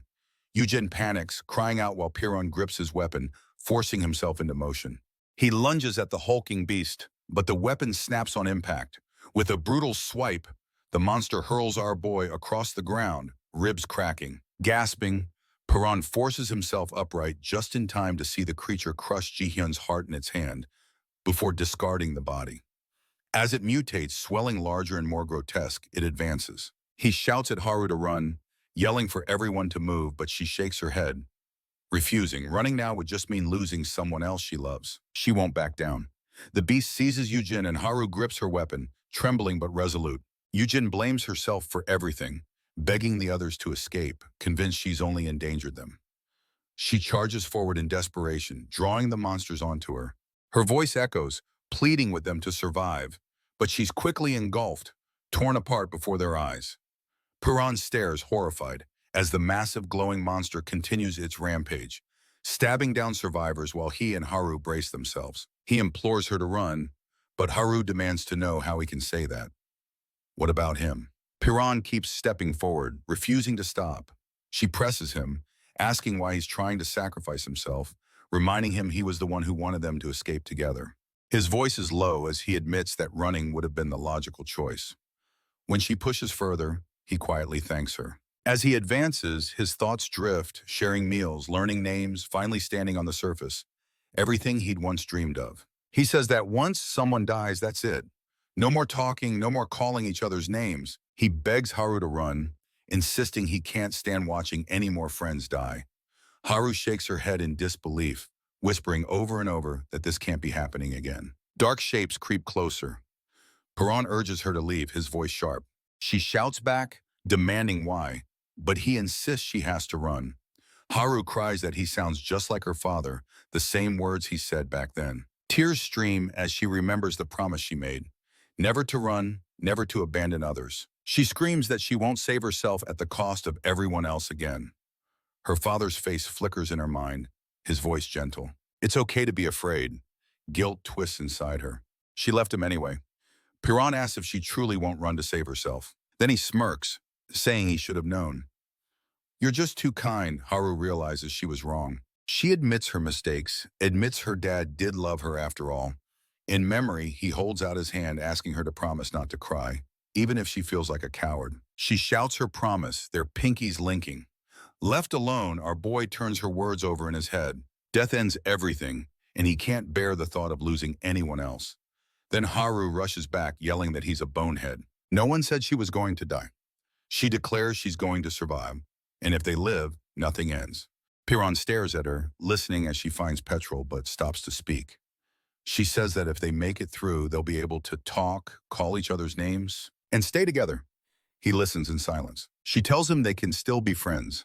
With that, she flicks a lighter, flames sparking to life. Piran shouts her name, demanding to know what she's doing, but Haru steadies the flame, telling him not to lose hope and reminding him they have to survive. She drops the lighter. Petrol ignites in a sudden blaze. She reflects on how she always used to run only to save herself. Now she's running to protect the people she loves. She promises to protect them all and calls back to Piran that she'll see him at base. Monsters swarm, but Haru tears through the streets, sprinting faster, dodging strikes and vaulting debris as claws slash inches behind her. A hulking mutant lunges, but still she runs. Meanwhile, our protagonist steadies himself, eyes locked forward. Surrounded, he faces the monsters head-on, calling them out and demanding their next move. Piran freezes as the monsters close in, and one stomps toward him, growling and demanding to know where he thinks he's going. Our protagonist calmly tells it that he's the one it should be worried about. He locks his gaze on the monster's weak points, sensing the life force within. Reaching for his weapon, The boy is caught off guard as the creature moves faster, knocking the blade away and sending him sliding backward. He realizes he can't reach the weak spot without it. At that moment, his father's voice echoes in his mind, reminding him that weapons aren't always an option. Piran recalls a memory of his father saying that one day he'd understand. When he used to ask what that meant, the older man would simply say that weapons weren't meant for people like them. He remembers watching his dad fight, never once relying on steel. Now our boy shifts into his father's fighting stance. The voice explains that the stance is only the beginning. Every living thing has life force, and so do they. He remembers training in the basement, where his father taught him to harness that power, explaining that hands channel life force, and then, with focus, you can pull it out through your fingertips. Blue sparks flare as energy surges through him. His father's words urge him to take that power. Piran protests that nothing is happening, but the voice assures him he'll get it. Once he can truly sense that life force, he'll be able to control it. Suddenly, our protagonist feels a burst of energy within, his father's words echoing, "This power is his." Energy lights up his arm, and he yells in surprise at what's happening. He recalls asking his dad what would happen if he channeled all of it. As the monster draws nearer, the voice explains that once he masters it, Piran will move almost as fast as his father did. With newfound strength, he launches himself forward. Our protagonist charges in and slams into the monster. It swings at him, but he breaks through its guard, sending the creature skidding across the ground. The beast clutches its fang, and Piran reacts instantly to every movement. Electricity pulses through him, and he realizes he can actually keep up now. As it lunges forward, our boy braces himself. They launch at each other and collide midair. He grabs one of its tendrils, yanks it hard, and slams the beast down. The monster lashes out, but he dodges, leaps up, and delivers a punch so powerful it cracks the ground and sends lightning flashing. He checks to see if it's over, but the creature's arms begin to split and grow, its body morphing. Piran realizes it's protecting its weak spot, locking it away, and knows he needs to push harder. Sparks fly from his fist as he digs deep, memories of his lost friends fueling his determination. Lightning surges through every vein as he lights up, lifting his head and daring the creature to attack. The monster screeches and charges, slamming its arms and tendrils at him. He advances, undaunted, even as it towers over him, preparing to strike. The thought hits, if he'd been this strong before, perhaps none of his friends would have died. Gathering all his strength, he unleashes a devastating punch, an explosion of light and force, then collapses, exhausted. Somehow, he manages to stand just as the monster comes back for more. Suddenly, he spots a glowing core fragment still inside the beast as it snatches up one of the wounded survivors. He shouts for it to stop, struggling to tear away the tendril as it leers down at the helpless people. The creature grabs him by the throat, and as his gaze falls on a friend's lifeless body nearby, his mind goes numb. In that moment, only one thing is clear. He wants to end this monster. Perrin's eyes glow red as he seizes its limb, preparing for what comes next. Perrin grabs the monster's limb, yanking hard and locking it in place. The creature snarls and thrashes, jaws splitting wide to reveal far too many teeth, but his grip only tightens. Its entire body whips back and forth until there's a sharp, bone-cracking sound as our protagonist gives a fierce twist. The beast stumbles and he keeps pulling until the limb breaks apart in his hands. He steadies himself, red energy swirling around him, eyes glowing as his aura erupts outward, swallowing the monster's scream.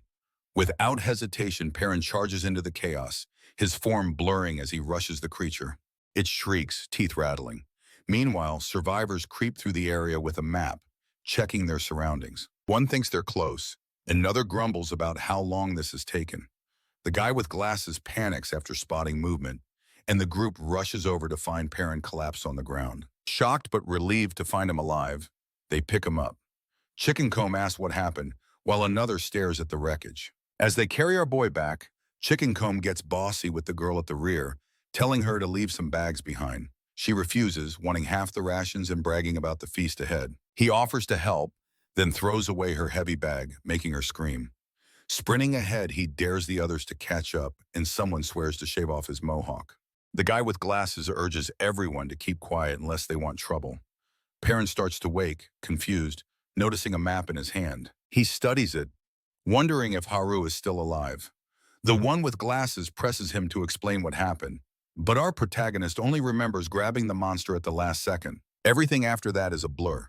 He has no idea how he survived. Suddenly, the ground trembles as another monster appears, roaring.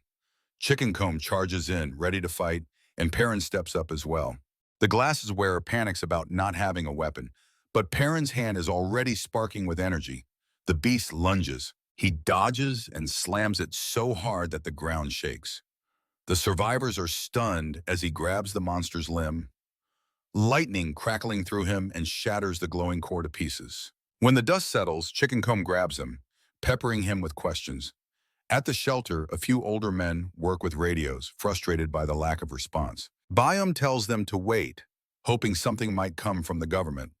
They're worried because the supply team hasn't returned yet. Haru sits in silence, sleepless, waiting for Perrin. When Byam spots movement outside, everyone starts whispering as the supply group finally returns. Haru's eyes widen when she sees him being carried in. A survivor reassures her as Perrin stumbles to his feet, and she rushes forward, hugging him in relief. She admits she ran away, but he still survived, and she breaks down in tears as the others watch. The supply run brought back 7 days' worth of food and some medicine, but the cost was high. They lost 2 people. When Perrin wakes, Haru greets him. He says he dreamed that someone hugged him, but she brushes it off as just a dream.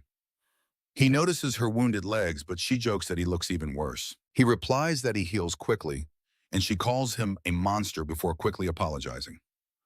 Haru says they're opposites. She's always run while he's always fought. She admits she's always hidden her cowardice, but now she accepts it. She's a coward, but she's choosing to fight and wants to change.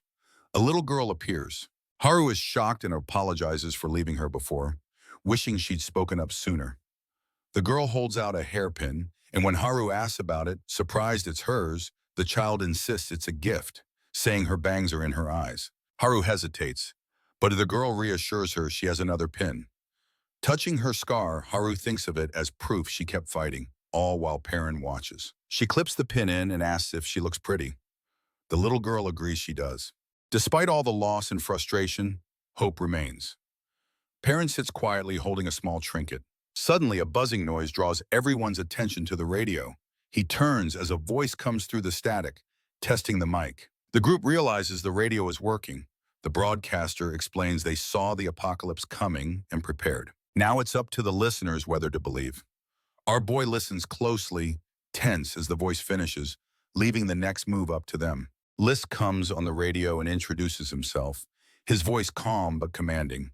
He tells listeners that surviving without any preparation is already impressive. Then he explains his plan. The only way to handle the monsters is to stick together, which means sharing locations is essential. He instructs everyone to use flashes of light instead of fire, flashlights only, and to flick their beams for 10 seconds at midnight. When the hour arrives, beams suddenly cut through the dark. Across the city, scattered flashlights shine. Haru spots distant signals, her breath catching as she realizes they're not alone. The group begins speculating whether List truly anticipated the apocalypse, pointing out that it would take serious military-grade gear to broadcast like this. Our boy can't help but reflect. Only his dad ever foresaw such a disaster. A thought nags at him. Could List also know something about his mom? He recalls the man's words about his spot being marked by the brightest light and quietly wishes everyone good luck. As Perrin prepares to head out, Chicken Comb hurries over asking to tag along. The protagonist tries to brush him off, warning about the dangers, but the other refuses, insisting he's not as weak as he seems. He argues that everyone who died before chose to be there, and tells Perrin to stop carrying all the guilt. Everyone knew the risks. He finishes by saying they're teammates now, and demands to be called Big Bro. Perrin relents, not stopping him.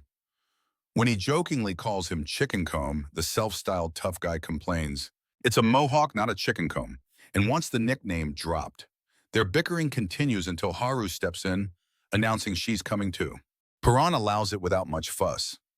Elsewhere, someone on watch duty notices he left without a weapon. The guy with glasses reflects on just how tough Perrin is. He's beaten grown men and felled monsters thought unbeatable. Watching his near superhuman movements, the observer wonders who this young man truly is. Chicken Comb asks if doing what Perrin does will make him stronger. Our protagonist takes a moment before explaining the first step, learning to sense life force. Confused, The other presses for clarity, and Piran likens it to the body's natural energy. He admits he hadn't believed in it either until he felt it for himself. Suddenly, he freezes, halting the group. Haru tenses, asking if it's a monster and if they should run, but Piran shakes his head. A woman stumbles into view. He realizes the presence he sensed wasn't a monster, but a human. The stranger begs for help, her voice breaking as she says her family is trapped under rubble after fleeing monsters. She promises she'll do anything if they save her loved ones. Chickencomb asks again if the woman really means anything, and she nods. Haru insists they have to help her, but Piran questions if they're truly the only ones who can. She confirms it, saying that's why she came to them. Our protagonist senses there are more people nearby, and she admits she was hoping to lure them to her base and ambush them, but claims it doesn't matter since there are plenty of others to deal with. Chickencomb complains that he can't get more favors from her. He was hoping for 10 in return. The woman suddenly demands everything they have, even their clothes. Haru refuses, but she threatens her, saying to hand over everything unless she wants to die. Thugs step forward, demanding their stuff. Chickencomb starts to undress, dropping his jacket as he hands it over. One of the goons bends down to grab it, mocking him for being so scared. Suddenly, the loudmouth knocks him out, puts his vest back on, and asks our boy how he looks. Piran prepares for a fight. The woman orders her crew to kill them quickly. One thug charges with a knife, but Piran catches the blade mid-swing and twists it back into him, dropping the attacker instantly. Chickencomb shouts, daring the rest to take him on. Their leader tells her people to target Haru, calling her the scaredy cat. The thugs rush her, but she dodges and escapes. The team manages to get away as a man watches from a window above. They enter a nearby house. Piran suggests they stay put, but Haru points out that no one's there. He warns that the mess inside looks intentional, like a trap. Suddenly, the floor gives way beneath them, and Haru and Chickencomb crash into a heap of trash. A figure appears, remarking that he was wondering who the uninvited guests were. He recognizes them as the group from earlier and calls them idiots. Piran stares ahead as a knife flashes dangerously close to Haru's neck. Their captor holds it firmly in place, making it clear he'll go through with his threat if anyone tries anything. Our boy snaps, demanding answers. The man, keeping Haru in a tight grip, asks why they're there. Piran blurts out that they came because of the radio broadcast. As his expression shifts, he realizes what Piran means and insists he heard the broadcast too. Our protagonist then asks why he isn't heading to the location marked by the brightest light. The captor laughs, mocking the idea of anyone predicting the apocalypse. He brings the blade even closer to Haru, warning that one lie will cost her life. Suddenly he lunges, but Piran dodges, and a brawl erupts. Piran ducks and counters, slamming him to the ground. They exchange blows, with the captor swinging wild. The struggle intensifies and Piran charges again. The blade catches his side, but he pushes through the pain. He attacks repeatedly, though the captor manages to dodge every strike. The man remarks that Piran isn't like other thieves, but the boy only focuses on moving faster than his opponent can react. He rushes in, closing the distance and aiming for a takedown. Meanwhile, monsters begin gathering outside, raising the stakes. It turns into a tense standoff. The captor keeps his grip firm, and Piran knows any loud noise will draw the creatures in, but subtle movements won't be enough to get close. Both ready themselves as he debates gathering the energy like before. Finally, Piran leaps forward, committing to it. The captor stops as Piran crouches, channeling his energy and swinging it, the force rushing past the man's face. Our boy lifts a finger, signaling everyone to stay quiet. The captor freezes. Suddenly, a rope snaps and he starts to complain, but the others glare at him. He sits down, clearly nervous, as if sensing they might retaliate. Haru and Chickencomb exchange a glance and grin. When he asks what's so funny, they tie him up tighter and spin him around. He protests loudly, but Haru laughs and calls for another spin. The man demands to know what they want. Piran explains they're just heading to the broadcast and gathering supplies. He doesn't believe it, but our protagonist assures him they'll let him go later. They're not taking any chances after what happened before. When the captor asks how Piran moves so fast, he dodges the question. Suddenly, a noise above draws everyone's attention. They look up to see a ripped-apart corpse lying nearby, close to a monster's remains. Chickencomb and Haru freeze, but the man calmly says it won't attack. It's his sister. He repeats himself, explaining she's barely hanging on, still alive. Haru asks how that's possible, and he describes her injuries, admitting those wounds should have been fatal. He believes the monster attached to her is keeping her alive by leeching off her life. Haru wonders if that really counts as being alive, thinking of her own brother as she watches the suffering woman. Chickencomb asks why he doesn't just pull the creature off. He replies that he's tried everything, but the roots go too deep. Chickencomb then asks if they can kill it, and the captor laughs at the idea of there being an easy core to break. He says he's tried everything, but these monsters don't have a weak spot like that. The conversation falls silent. The man tells everyone to leave, but Haru warns that if he tries anything, they'll just spin him again. Piran cuts him free and heads out, telling the others to follow. Their former prisoner watches from inside, muttering about the strangers passing through, claiming they know how to kill the monster attached to his sister, but he doesn't believe them. He asks his sister if she heard any of Maud, then notices a teddy bear nearby. He picks it up as a rope creaks and stretches. Meanwhile, our protagonist wonders if the situation is a trap. As he turns around, realization hits, and he mutters, "It's them again." Across the room, a creature rises from beneath the floorboards. Piran grips a knife tightly, a doll lying on the floor beside him as he faces a massive, shadowy figure. His vision turns red, sparks of energy flickering across his eyes. Suddenly, a horde of eerie creatures emerges ahead, multiplying the danger before him. He's frustrated. He already burned through too much energy earlier, and now the monster's grip is draining his strength even more.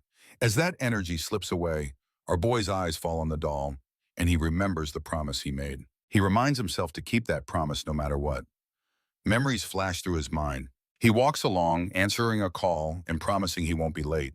In another place, his sister listens in, anxious, asking how many chances he has left. The captor's voice rings out, "None." He's always had this unusual talent. The vision shifts. Glimpses show Jingu with glowing eyes, scanning possible futures, able to predict outcomes to any event. During matches, he always takes the win, but never looks satisfied. When someone asks why Jin isn't celebrating, he admits he saw it all coming. On a phone call, he's reminded about their promise to watch a show together. He explains his ability. He simulates every scenario by simply observing. When a biker loses control and heads toward him, Jin steps aside, lands a hit, and the crash unfolds behind him.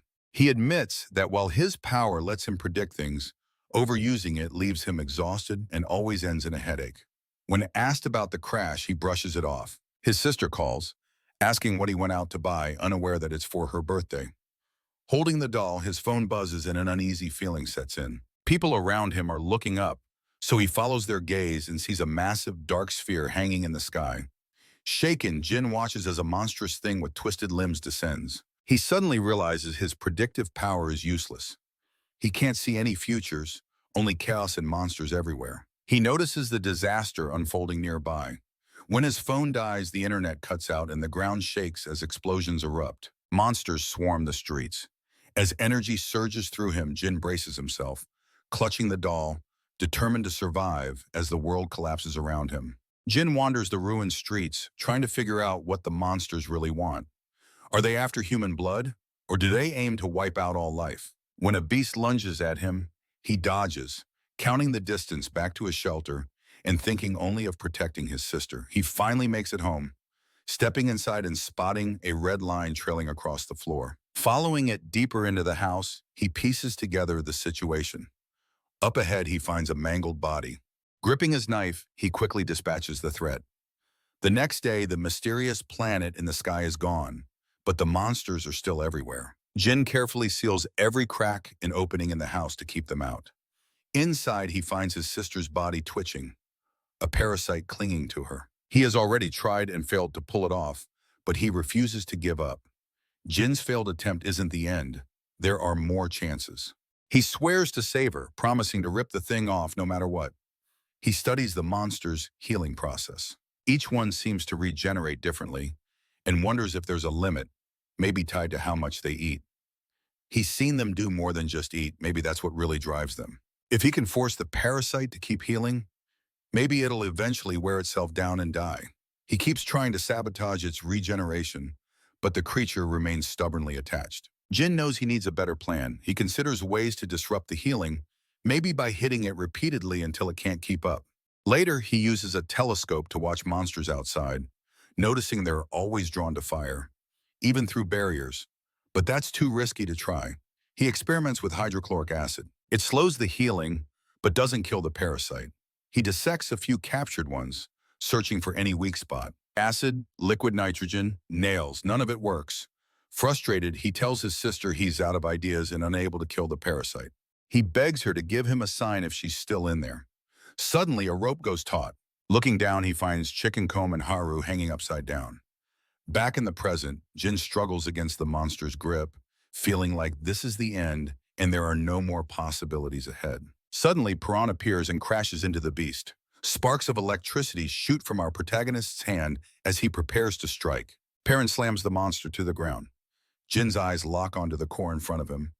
Vision going red as power surges through his body until it bursts out, leaving him trembling and breathless. Confused, he demands to know what's happening. Our boy looks back at him, silent, while Jin tries to figure out how he managed it. The others mention they only returned because someone forgot a bag. Piran repeats his advice. You have to hit the core, though he warns most people probably can't see it. Jin insists he can, recalling the glow he once saw coming from his sister.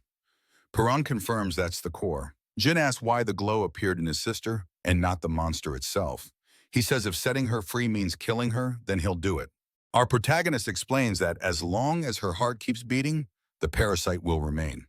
Jin looks at his sister, determined to end her suffering himself. He picks up a toy rabbit, wishing her a happy belated birthday. Standing over her with knife in hand, he sees black tendrils wrapped around the core on her chest. She lies still, the stuffed toy beside her, as he hesitates with the blade. Memories flash. Her smile, meals together, her riding on his shoulders. His grip tightens. He thanks her, saying it over and over, eyes on her body. To his surprise, she responds faintly, telling him she always hurt him. Jin admits he's lost, unsure what to do now. Piran appears with Haru and Chicken Comb as Jin comes downstairs, remembering his sister's final words, telling him to do what he wants. He hesitates, glancing between the group and his sister. Suddenly, another monster arrives. Jin recalls her face, his eyes turning red with resolve. He remembers clasping her hand, swearing vengeance on every monster that took her away. In her last moments, she told him to survive and get revenge. Chicken Comb charges in but gets thrown aside. Jin rushes forward, tendrils sprouting from his arm and tearing through the monster. He then turns to Piran, introduces himself as Jin Gu, and asks to join the group. The lone survivor sits, tense as footsteps approach. He spots a group coming down the escalator. Piran, Haru, and Chicken Comb. The girl with glasses immediately asks if they brought anyone else. Jin Gu introduces himself simply as Jin. Haru lists their finds, food, medicine, and a more detailed map of the area, stopping only when a cliff blocked their way. Jin is surprised this spot hasn't been raided by other groups. The survivors wonder aloud if anyone else is even out there. He informs them there are 3 groups in the area, and one of them hunts other survivors. Haru realizes that this is the same group they encountered before. Jin says they'll have to cross that territory to get around the cliff. Chicken Comb mentions that the woman from that crew still owes him a favor. They debate taking a different route, but Jin argues it would be risky and take too long. He insists he's got it under control and warns the group not to reveal our protagonist's bunker training to anyone. The others bristle, questioning who put him in charge, but he claims he's the smartest one here. Jin asks where Piran is training, weighed down with heavy gear, his eyes sharp and focused. Jin asks about his strength, and our boy explains he trained in the bunker his whole life. Jin presses for details about his routines and what he used to eat. Piran, uncomfortable, asks him to stop, but the questioning doesn't let up. Finally, the young fighter says he hides out here and asks how Jin even found him. Jin replies that he followed a light and that now he can see the life force in people, including Piran. This reminds our protagonist of something his dad used to say. Jin wants to know how the man knew about life force and why he built a bunker in the city to train his son. He calls Piran's dad a lunatic. Memories stir. His father wasn't always like that. At first, the man supported Piran's dream of seeing the surface, but eventually became obsessed with prepping for the apocalypse, which led the boy to rebel. Jin suggests maybe the father already knew about the monsters or the apocalypse in advance. Piran admits it's possible. Jin asks if he's certain his dad is dead. Piran recalls watching him fall from a great height with monsters diving after him. Jin points out that doesn't necessarily mean the man is gone, and that Piran may never know for sure. Paran sits on the floor as Jin suggests that his father might still be out there.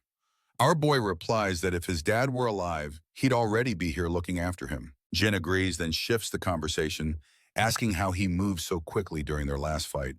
Paran demonstrates the move, confirming if that's what Jin meant. He explains that you have to focus your life force into your fingertips. But the real challenge is being able to feel it in the first place. Jin says he can feel it. His hands start shaking as he remembers the sensation of having all his energy drained.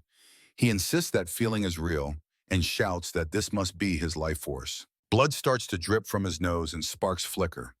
Paran asks if he's all right, but Jin insists he's fine and demands the strength to defeat monsters. Electricity spreads across his skin as he admits he wants to be just like our protagonist. Suddenly, Jin stumbles and collapses, with Piran calling his name as he falls. Jin wakes up in bed, overhearing Biom talking to Chicken Comb, who's lying in the patient's bed nearby. Jin learns he's been unconscious for 3 hours and notices his power still isn't working. Later at the station, he meets with a craftsman who hands over the weapon Jin requested, a blunt wedge. The craftsman warns that the weapon is useless against monsters and more dangerous to people, but Jin takes it anyway.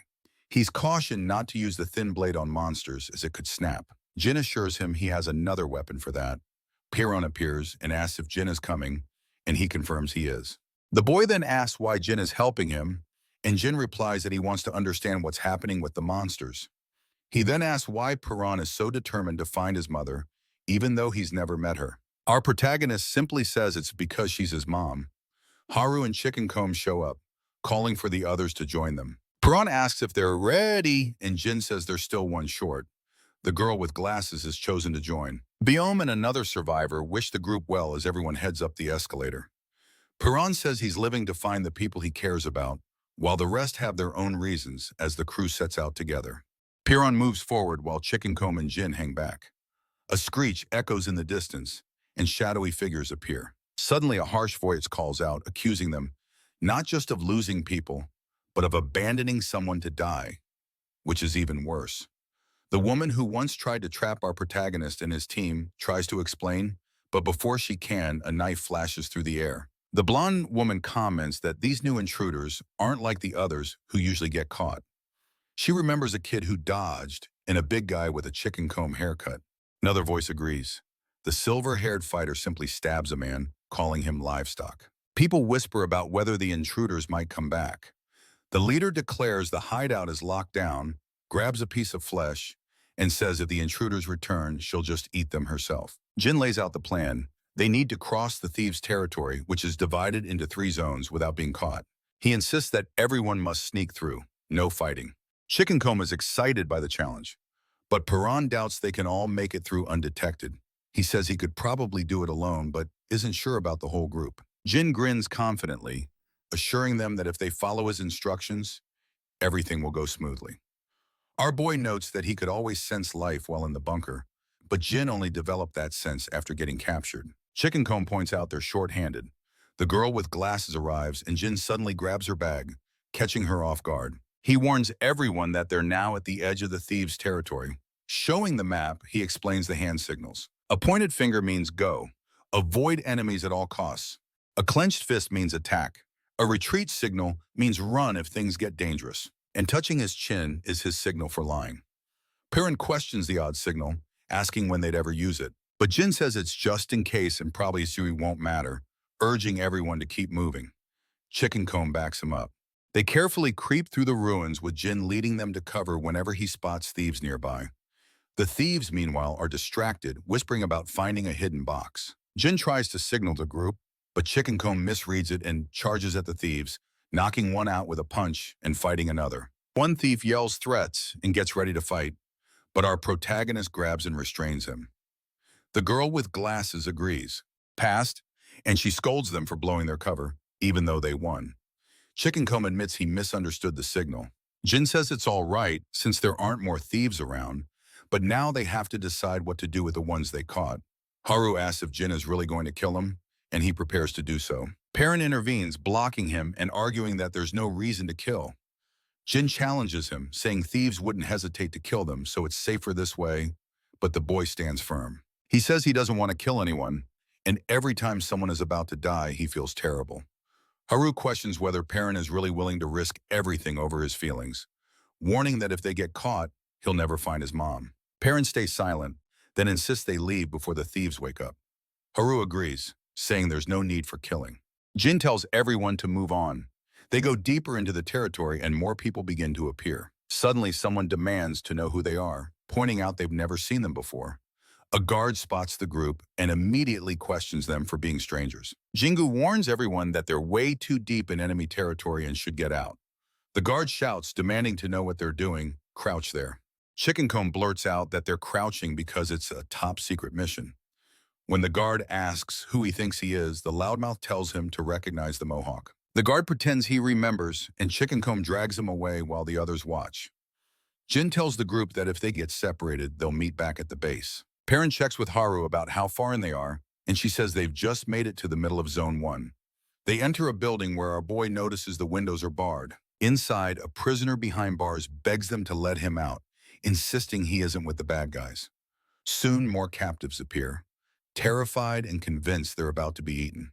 Jin asks if they mean eaten by monsters, but the prisoner warns them about a sinister woman called the Predator.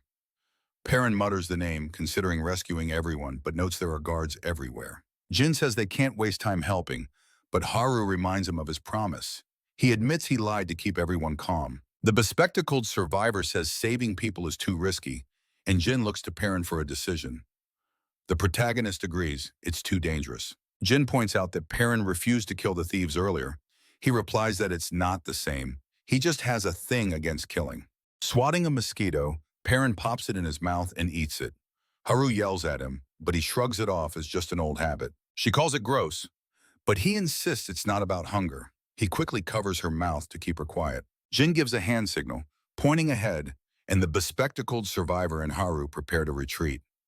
Outside, the Predator and her squad stop. She sniffs the air, commenting that something nearby smells delicious. The group hides below them. Another soldier reports that the livestock farm in Zone B3 was destroyed by monsters, and all the animals escaped. The Predator, baring her fangs in a grin, demands more details and tells the soldier to bring her the eyes. The bespectacled survivor sees guards rushing off and worries that something big just happened. Meanwhile, prisoners are dragged in, blindfolded. The Predator pulls down one captive's blindfold, taunts him, and demands to know the monster's weak points. The prisoner points out the glowing spots, one at the base of the tail, another on the leg. She leans in for more detail, and when he guesses the wrong depth, she threatens to eat his other arm. Jin notes that many guards left after the chaos, so now's their chance to move. As they sneak through, Haru bumps into an escaped prisoner who explains that a monster smashed the cells and everyone ran. Jin figures that's why the guards are gone and doubts the escapees will survive, since they don't know how to kill the monsters. The man mocks the idea of killing monsters, but is suddenly stabbed. He collapses, his head sliced off and flung across the ground. The Predator catches the head, turns to the group, and asks who they are. The Predator approaches, clutching the monster core, and demands to know what's going on with the fleeing livestock. She presses further, accusing the group of ignoring her orders. She had been clear: capture or kill.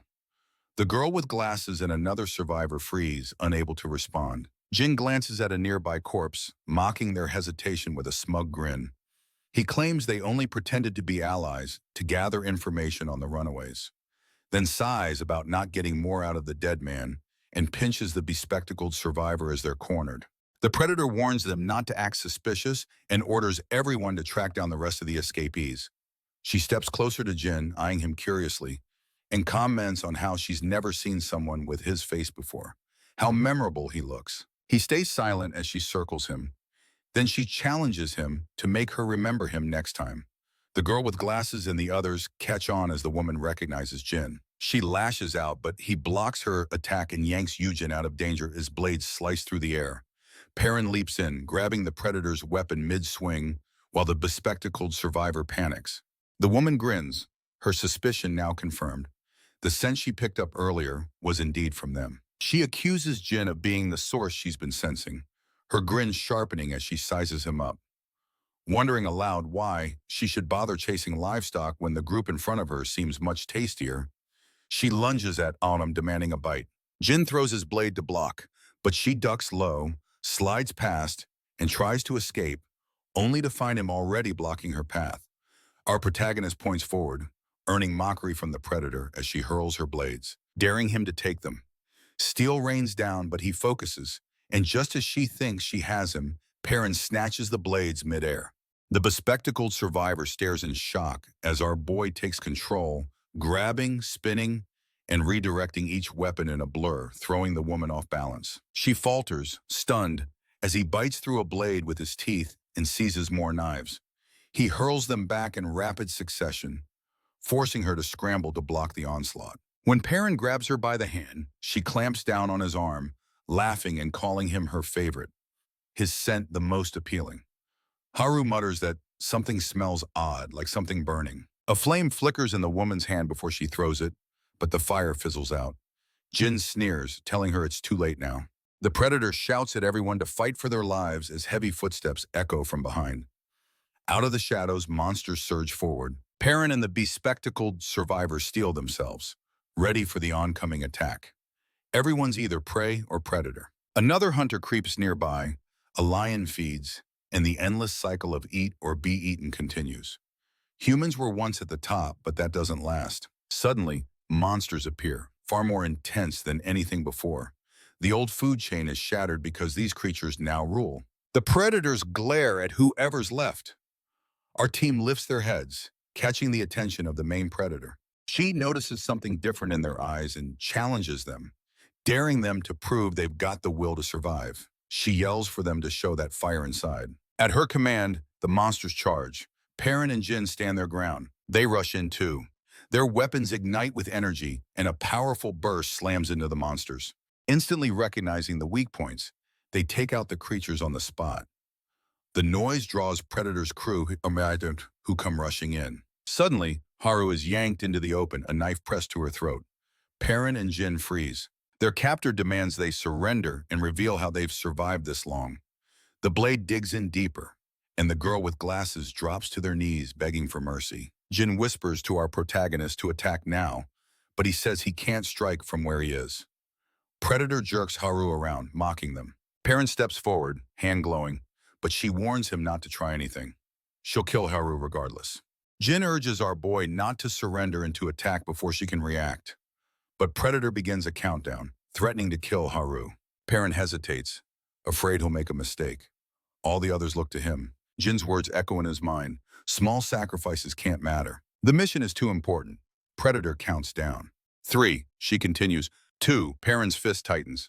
Haru braces herself. On 1, he unexpectedly surrenders. Predator shouts for her crew to seize them. Chains snap around Perrin and Jin as they're dragged away, and the gang locks them up. The gate slams shut, sealing them inside a dark cell. Now our protagonist sits tied up in the shadows. He hears footsteps approaching. The predator enters, telling him to stay alive. Perrin is confused, but she says she didn't expect him to understand. She's just the messenger. He demands to know where his friends are. When he asks about them, she coldly says she's already killed them. Perrin sits in his cell across from the predator, admitting that he killed those people. She tells him to say it again, laughing, and then asks if he plans to kill her too. The woman grins, continually prodding him, pointing out that his reaction proves those people were his friends. She brings up how he hesitated earlier because of that girl. Our protagonist figures he had a 50-50 chance. He's gotten lucky before, but back then, a mistake meant someone died. He reflects on how he used to be weak, and though he's stronger now, doubt creeps in. Maybe all this strength has just made him reckless and dangerous to those around him. He remembers father's words about not getting close to people, and the lesson finally clicks. Impressed by his abilities, Predator starts questioning him about his powers. She tries to figure out how he knows all the monster's weak spots and even suspects he might be one of them. Perrin just stares back as she wonders aloud if he's really like the others. She demands to know how he can see weak points. He blurts out a question, asking if someone told her about that too. He wonders if she got the information from someone else. Maybe whoever's spreading it is connected to his father. She responds by kicking him in the face, demanding answers again. Perrin glares back, snapping out a defiant response, but she isn't fazed and claims she's got all the time in the world. She then questions him about where he's from, pointing out how clean his clothes are compared to everyone else's, and notes how healthy his group looks. She demands to know where their base is. Our boy lunges at her, baring his teeth, but Predator slams him down and teases him about being hungry, saying she's not about to be lunch. Perrin swears he'll never talk. She laughs, calling him livestock. As she keeps hitting him, Predator questions whether he's even human. She turns to one of her men for an opinion. The man says he can see this inner light in people, just like in monsters, and sees it in her too. Looking at Perrin, he says his light is especially bright and radiant. Predator mutters that it must be life force and declares that he smells delicious. He's definitely the most interesting one here. Another man interrupts, warning that food supplies are low, tensions are rising, casualties are increasing, and people are demanding executions. He urges her to find the group's base, but Predator shrugs it off. Instead, she grabs Perrin again, pressing for answers. When he refuses to talk, she proposes a game. Stuck in her grip, he glares back. She slashes him, watching how quickly he heals and taunts him to keep going, laughing about how long she can drag this out. He endures the repeated beatings and cuts, healing each time only to be hurt again. While our protagonist lies battered on the floor, footsteps approach. A man whispers for him to keep quiet. Perrin recognizes him.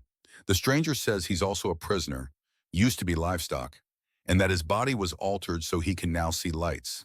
Perrin asks if he means life force, but the man seems uncertain and just shrugs, offering to help him escape. As he starts to leave, Perrin quickly asks if he's seen Haru or any new prisoners. The man says no, and that nobody likes it when people ask about that. Just then, Predator and her men return and catch Perrin's contact. She ignores the man's protests about being an eye, saying they can always make new experiments. Predator mocks Perrin, asking if he enjoyed their little game, but he says this torture is nothing compared to his time in the bunker. She reminds him about his friends, and then they throw Haru into the cell.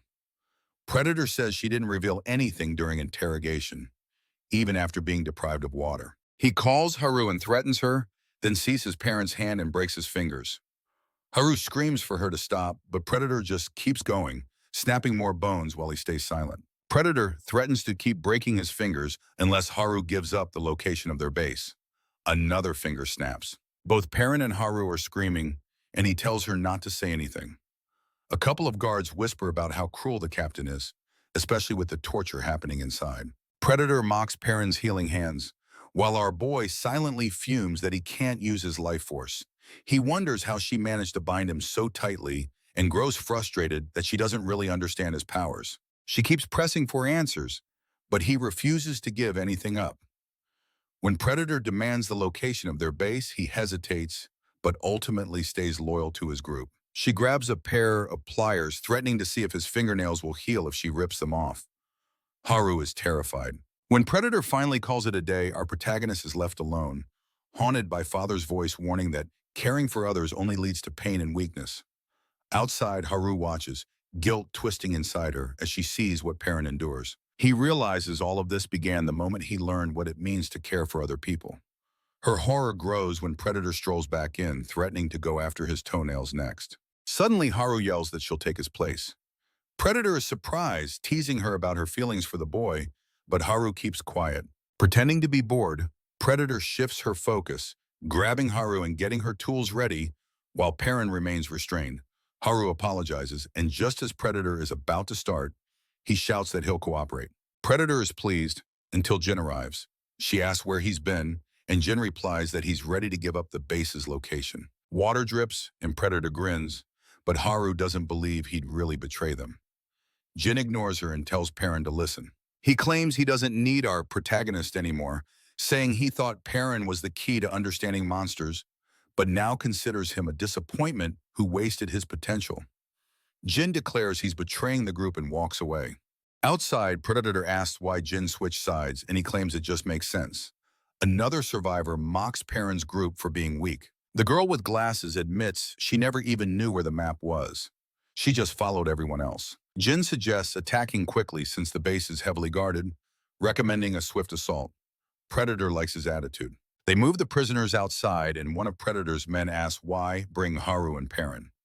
She smirks, saying it'll be fun. She wants to see their faces when the base falls. As they march, Haru tries to reach him, apologizing, but he stays silent. When she begs, Perrin finally gives her a strange look.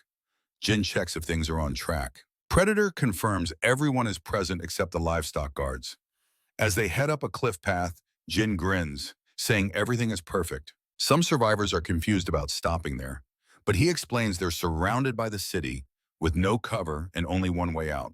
If monsters show up, escape will be near impossible. An underling grows nervous and draws his weapon, but Predator demands answers. Jin signals, retreat or escape if needed. Escaping is more important than fighting. He gives the final signal. Perrin recalls that touching the chin means Jin is lying, realizing he only pretended to betray them to keep the ruse alive. While Haru reacts and our boy clenches his fists, he reveals a hidden key tucked beneath his tongue. She catches on instantly. Jin continues to act normal under Predator's watchful eye, subtly holding up two fingers, the signal to attack if necessary. As Predator is distracted, Haru unlocks Perrin's cuffs. He stands, free at last, energy surging through him. One soldier warns Predator that the boy is loose. With a fierce twist, Perrin breaks the shackles completely and prepares to fight. Predator's men hesitate, but one steps forward, overconfident, even as she warns not to underestimate him. Perrin steps up, Haru close behind. He stomps, cracking the ground, then delivers a punch that flattens a soldier's face and sends him flying with a blast of force. Perrin knocks his opponent out with a single punch, sending the man skidding across the ground. The crowd erupts and shouts. Meanwhile, Jin signals up it to someone on a ledge, who hits a detonator. An explosion rocks the canyon. Flames erupt, turning the entire battlefield into a fiery trap. Amid the chaos, people struggle to regain their bearings. Suddenly, monsters begin charging out of the blaze, roaring. The Predator orders a retreat, but panic sets in. Every exit is blocked by walls of fire. She shouts for someone to bring her the eye and commands her group to kill anyone in their way. Haru tenses as the huntress looks her way and grins, but then something shifts. A light awakens inside her. Her eyes begin to glow as power surges through her. She dodges the Predator's attacks with incredible speed, surprising both herself and her enemy. Using her fear as fuel, Haru launches a counterattack, moving so quickly the woman can barely keep up. Their eyes meet, and Haru calls out Perrin's name. The Predator turns as our boy approaches, but someone with a blade suddenly intercepts. Perrin blocks the strike, shifting the focus. As he gets closer, the enemy leader tries to react, but Haru grabs him and urges him to leave. The monsters are closing in fast. He insists they need to get out, and he agrees. The Predator stands her ground as the flames creep closer, but our protagonist kicks her away. He and Haru exchange a look, but behind them their foe rises again as her people shout for her. Monsters begin attacking the survivors. The Predator tells everyone to run and calls for the eye as her crew scrambles. Amid the chaos, Jin calls out Perrin's name. He responds, then punches Jin. Perrin accuses him of revealing their secret about life forces. Jin admits it, explaining that's why he told the others to bind his fingers. When Perrin asks why, thinking back to the torture, Jin insists it was the best move for him. He realizes Jin meant it, and the other boy confirms he never liked Perrin, blaming him for being indecisive and saying he doesn't deserve his powers. Perrin asks why Jin didn't dodge if he hates him so much. He could have avoided that punch. Jin says nothing. Finally, Jin admits he needs Perrin. The young fighter is silent for a moment, then says Jin annoys him. Jin retorts that the feeling is mutual. Perrin offers his hand, telling him to get up unless he wants to die here. Jin finally takes it, making it clear he has his own agenda, even with monsters and chaos all around. Survivors grab their weapons as orders are shouted to hold the line. The Predator demands to know where the eye is. Her crew responds that they've got him, and a soldier says someone volunteered. She praises the volunteer, promising rewards as a young man steps forward. Chickencomb watches as the boy pulls down his sleeve and says he can finally see again. Back then, Chickencomb was taken to a place where a monster was kept, all tied up while a man watched with him. The man explained that the experiment almost never worked. Most people died if they couldn't handle monsters. He asked if Chickencomb was really sure about this, noting that usually only livestock were subjected to it. But the Mohawked fighter was determined. He wanted to keep up with Perrin and Jin and didn't want to fall behind. Afterward, I realizes he can now see the monster's weak points. The Predator yells at him to point them out. He turns defiantly and asks if they really think he's going to help. He refuses, mocking her. One of the enemies recognizes him as the same guy who attacked them earlier. Nearby, another teammate panics, begging the Predator for forgiveness after mistaking Chickencomb for an ally. She laments that they don't have any eyes left. A monster approaches, and the leader steps up, surrounded by creatures. She declares she'll be their eye now, knowing that if she fails, she's dead. Elsewhere, Perrin faces Haru. She reminds our boy that he always wanted to make the best choice and questions whether this plan is really what he wanted. Jin explains that since Perrin surrendered before, luring their enemies out of the base was their only shot at wiping them out. Haru argues the plan is reckless and could get everyone killed. Jin insists he's seen a future where they all make it out. He's picturing everyone escaping together. Suddenly, a monster appears in front of him, and he readies his blade. Haru is chased by another, and a survivor is taken down. The team witnesses the chaos as a massive creature bursts up, its body exploding outward. Everyone prepares for the fight. Jingu grips his weapon. Haru, determined, says they can do this. Perrin's fist crackles with electricity as he declares he's ready. He charges in, attacking the monsters. One of them roars as Jin takes on another. Perrin dodges and counterattacks, while his friend uses predictive abilities to evade and target the monster's cores, knowing he must destroy them. Then, one monster reveals a swirling center. Jin is hit with a sense of déjà vu just as the core glows red and fires a beam directly at him. The beam pierces through his body. Jingu freezes as the monster's fiery swing nearly slices through him, but Haru bolts forward, tackling him out of the way, just as the laser crashes into the ground.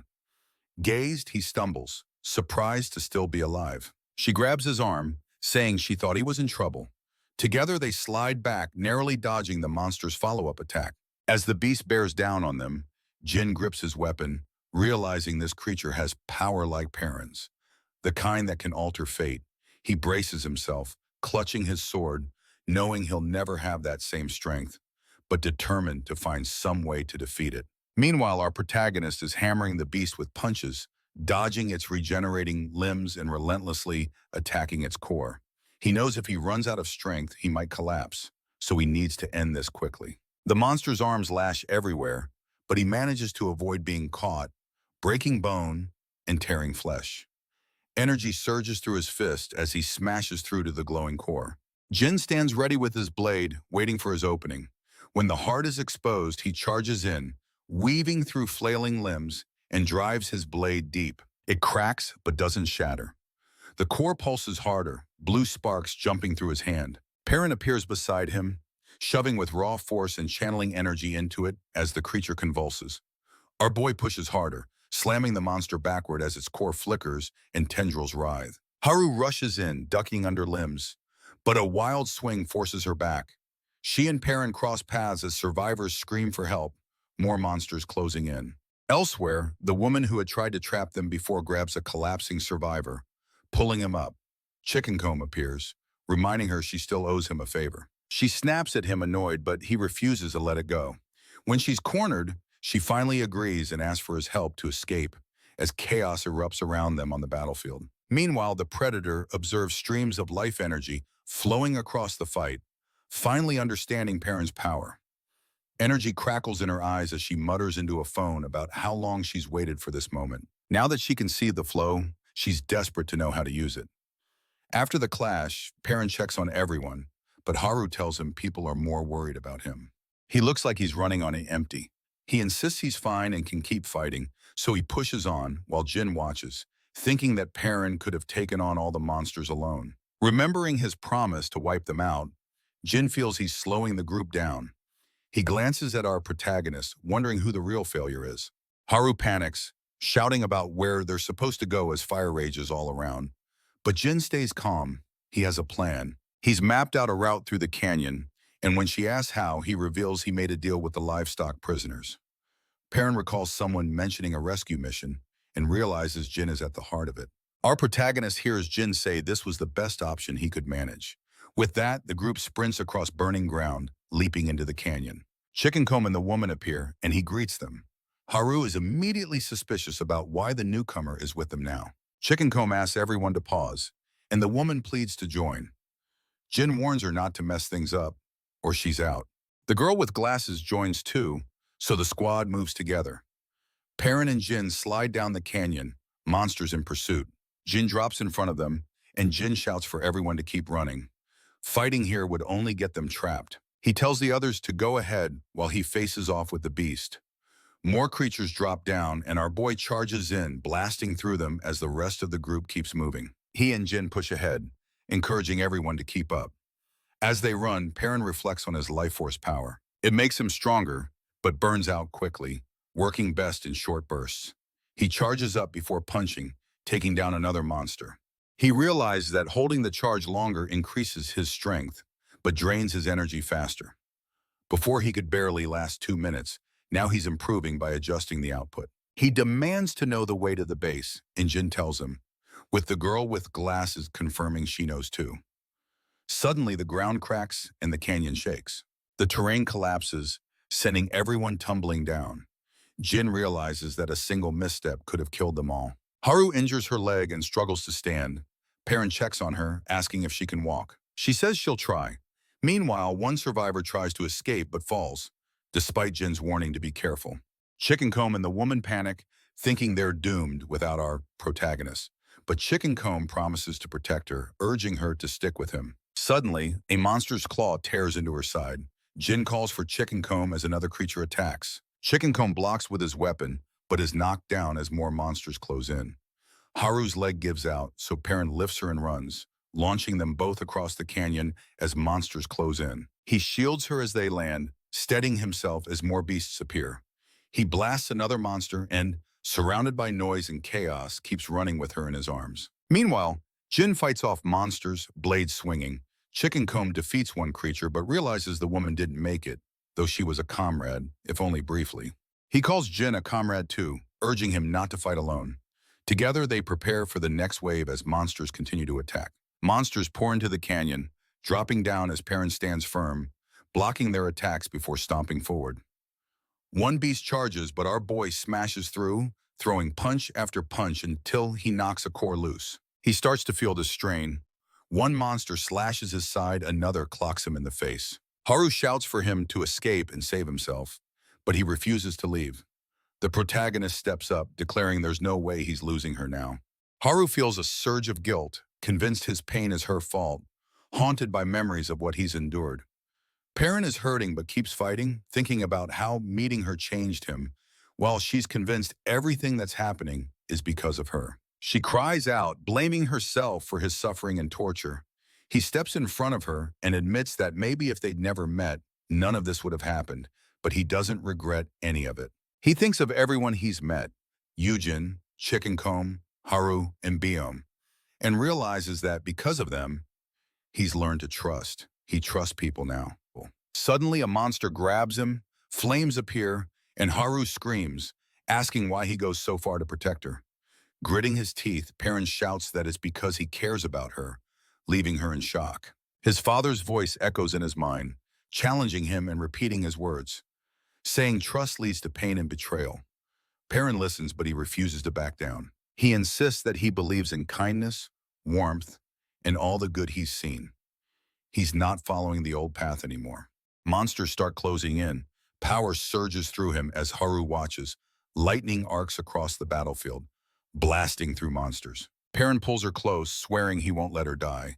He holds her tight as monsters swarm, unleashing a wave of energy that tears through the attackers. Haru gasps as our protagonist pushes himself beyond his limits, clearing the area of monsters. Exhausted, he stumbles forward and collapses as his body gives out. She runs to him, calling his name. Another monster closes in, and Perrin struggles to get up, admitting he's out of energy before falling again, the creature looming over them. A memory floods his mind. Little Perrin, hearing his father's voice warning that his heart would bring pain and telling him never to go to the surface. His dad said that his heart would always pull him toward others and get him hurt, so he could never be allowed outside again. But he also said that if Perrin ever decided to chase his dreams, he'd have to grow stronger, stronger even than his dad.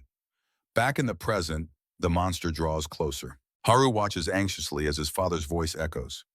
He must become strong enough to face any storm and go after what he wants. Summoning all his strength, our boy forces himself up, lightning gathering around his hand as his dad's words ring out. Sky's the limit. Power erupts as he slams the ground, sending energy everywhere. Perrin grabs the monster's power, his father's words echoing about the strength in their blood, the blue flame. He rips the core free as the enemy repeats, This is the power of the blue flame. The monster's core flickers as Jin stands nearby. Watching Chicken Comb explains that he can now spot weak points thanks to the experiment they went through. He calls it the life force, life force, insisting it exists inside them too. As the creatures close in, Jin keeps his distance while the mohawked fighter charges in. He notices that Chicken Comb is attacking wildly instead of targeting vital spots. Realizing this reckless approach will only get him hurt, the brawler yells for Jin to stay back. He wants to handle the monster himself, leaving his comrade frustrated and worried. Chicken Comb gets hit and goes down, but he stubbornly rises again and dares the beast to try once more. Meanwhile, Perrin is caught in tendrils, lost in memories of his childhood and his father's warnings. He recalls his dad repeatedly stressing the dangers of life on the surface and the risks of getting close to people. Our boy wonders why his father never trusted other humans. While he struggles to move, Haru calls out to him. Her voice is drowned out by the echo of his dad's words. The bunker is safe, and following the rules is the only way to survive. Perrin remembers pretending to be asleep, overhearing his father confess that the real danger isn't the apocalypse, it's other humans. He feels torn, wanting to know more about those secrets, but also resenting them. His dad insisted that if the world ever discovered Perrin's true nature, every human would come after him because he's different. The memories blur, and a thirst grows as our protagonist's life force weakens. He clutches his chest and reaches for an orb. The moment his hand touches it, power erupts from him. A shadowy monster bursts forth and spreads. Haru calls out as he clings to the figure. Perrin's eyes snap open. He's back.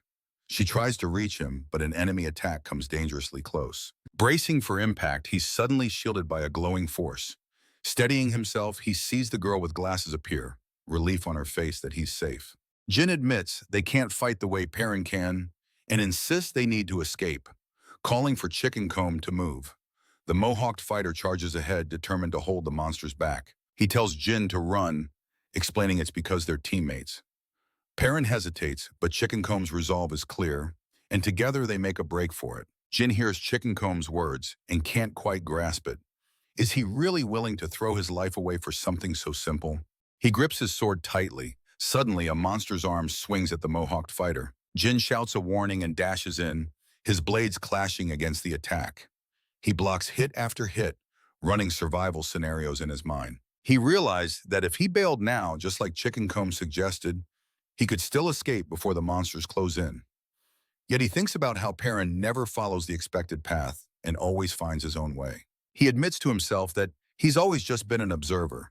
Memories of losing his family to monsters flood in, and how he only gave up when every option was exhausted. Steadying his grip, he swings hard and lands a solid hit on the enemy, telling himself that if he had our protagonist's kind of power, this fight would be easy. He shouts that he could have shaped his own fate. Chicken Comb calls his name as monsters close in.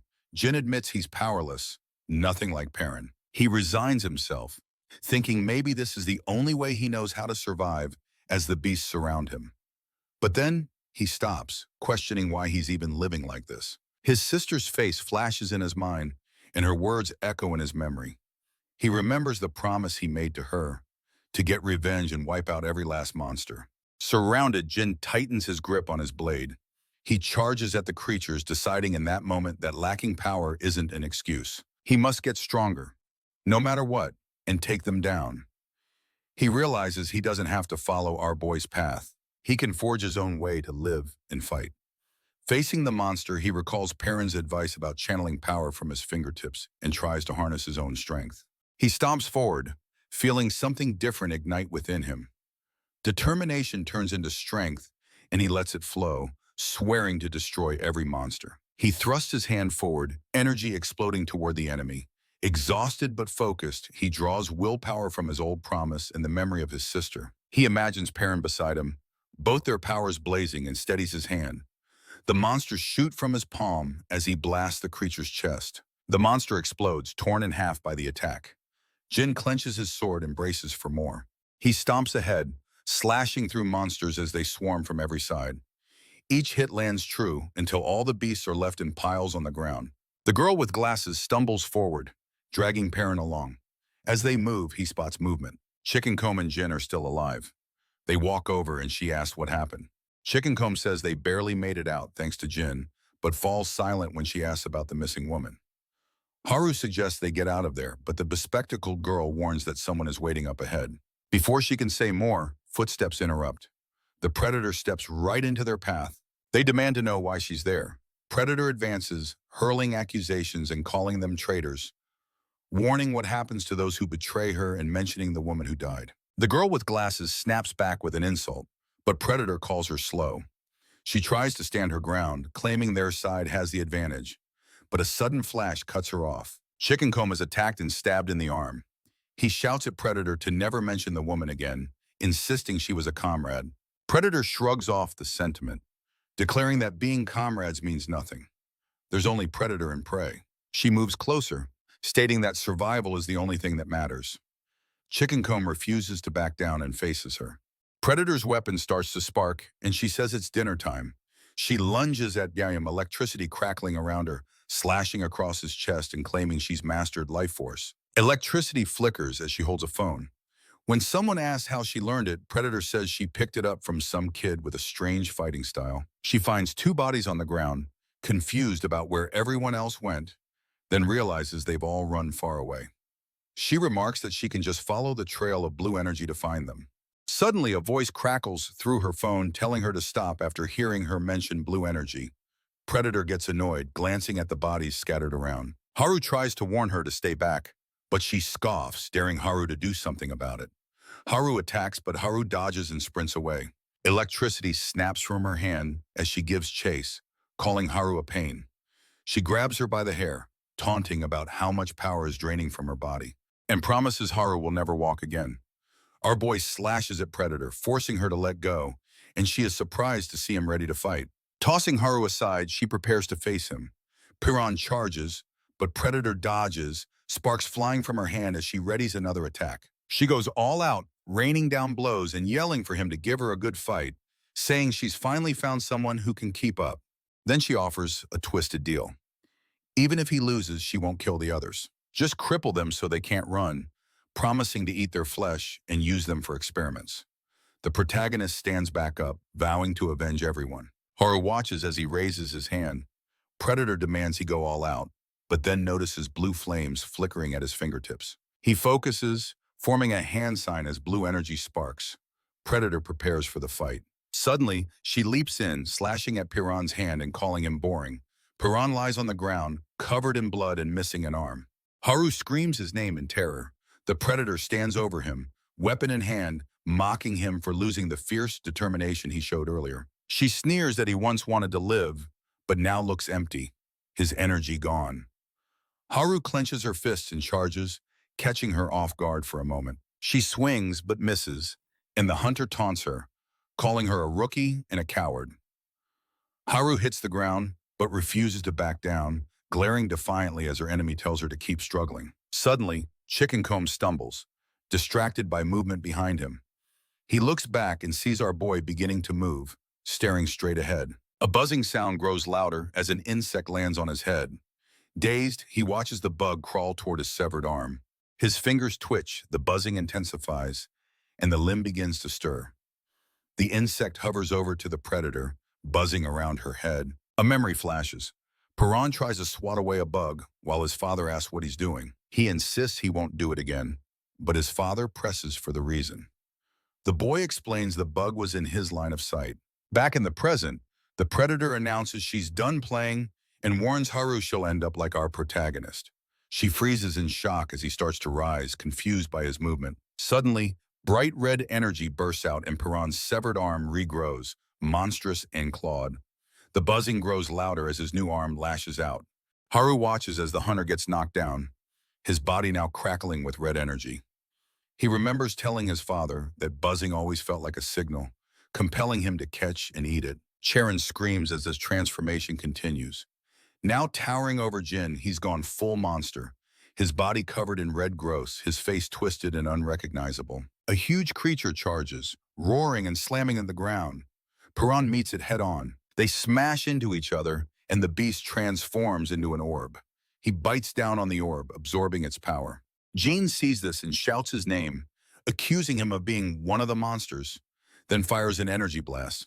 Piran blocks it, his monstrous claws crashing into the attack. He advances, driving a claw straight through Jin's chest, then tosses him aside.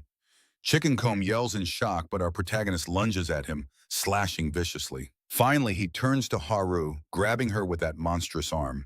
He looms over her, and she struggles to break free from his grasp. Piran bites down on Haru's shoulder, squeezing her as hard as he can. She smacks him on the side of the head, causing him to freeze mid-bite. Haru shouts his name, trying to snap him out of it, but our boy only growls and begins choking her. He fights back, landing a punch across his face. The blow jolts him. He realizes what he's done. The sparks of his monstrous transformation begin to fade. Piran stands, staring at Haru, who lies limp and bloody. He calls her name, glancing at the others scattered on the ground. The girl with glasses screams at him to stay back, calling him a monster. He looks around at the destruction, wondering if he caused all of it. The survivors watch in shock. A man hiding nearby blames another for not warning anyone, and panic escalates as Bayam approaches. Piran spots him and freezes, recognizing who he is. As Bayam comes closer, our protagonist yells, warning the scientist to stay away and blaming him for the chaos. Bayam ignores him and moves past. Another survivor arrives, looks Piran over, and asks if he's a monster, but most people keep their distance. Then a hooded man appears. While someone questions if he plans to get close as well, the hooded man merely smirks. Bayam and another person begin helping the wounded. Elsewhere, a man describes meeting Jin at a looter base and making a deal. He would save Jin if Jin helped free his friends, who were being kept as livestock. When asked, the man confirms he came from the same place Piran and his group were trying to reach. Chicken Comb insists he's fine, though Bayam flinches, suggesting he take a break if needed. Someone asks if the man came from the place associated with the radio broadcast. He says yes and wonders if Jin hasn't already explained things. The survivors inquire about both the location and the broadcast, but the man says it's complicated and promises it will make sense soon. He recalls being caught by looters while searching for survivors, then asks Bayam about his friend's condition. Bayam replies that they're alive but malnourished. Attention shifts back to Piran as the man reveals he transformed into a monster and attacked his allies. Others confirm this, mentioning his rapid healing and how his arm regenerated, which surprised everyone. The man expresses relief that at least he managed to kill the predator, while Jin suspects Piran was unaware of his monstrous side. The man then says he saw red energy coming from Jin's body, which seems suspicious. Jin explains it's his life force. When the man asks what that means, Jin questions how he could not know, considering he's now expected to fight monsters. The man admits that fighting wasn't part of their plan. They wanted to avoid attention. A woman says List was the voice on the radio, and the man continues, explaining that List supposedly knows about a weapon capable of instantly killing monsters.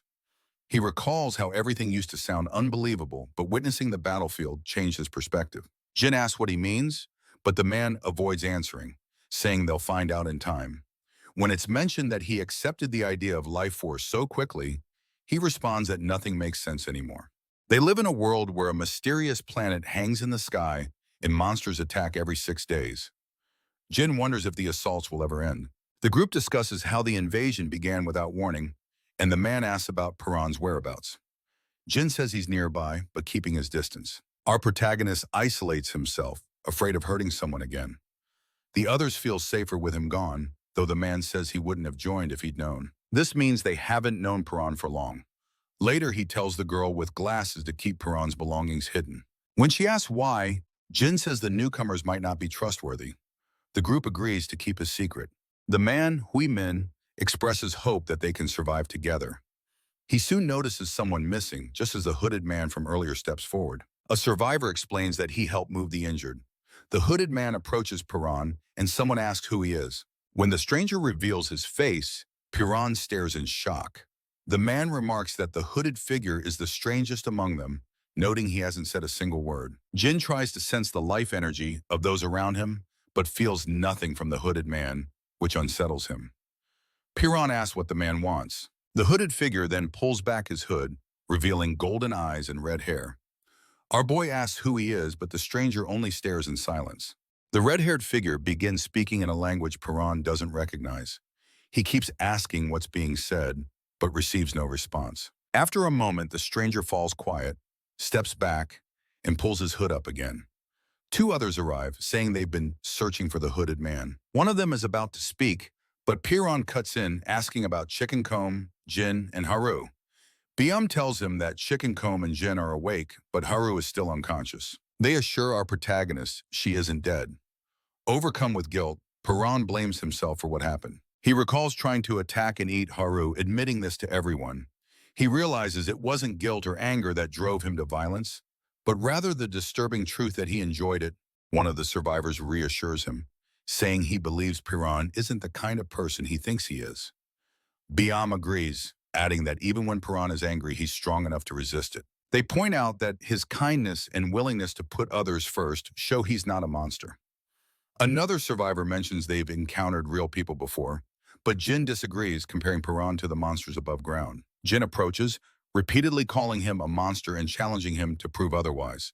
He insists he saw Piran nearly attack someone else and says he's no better than the deranged woman outside. He accuses him of being a monster inside and out. Byum questions Jin's harsh words. Jin admits that, although he thinks Piran is a monster, they still need him. He explains that Piran's strength and knowledge could help them understand the creatures, but that doesn't mean he trusts him. Instead, Jin says he only trusts what Piran might do next. Chicken Comb teases Jin, then suggests they check out the source of the radio broadcast.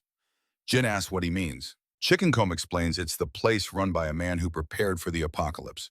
Jin says they're ready to go, while Piran hopes meeting this man might reveal more about his mother. However, he's haunted by the memory of hurting his friends and promises not to let it happen again. He resolves to control himself and vows never to lose control like that again. Suddenly, a dark voice echoes in his mind, and Piran screams as red, monstrous tendrils burst from him. The tendrils thrash violently as Chicken Comb and the others try to restrain him. Jin charges his electricity, but Chicken Comb stops him.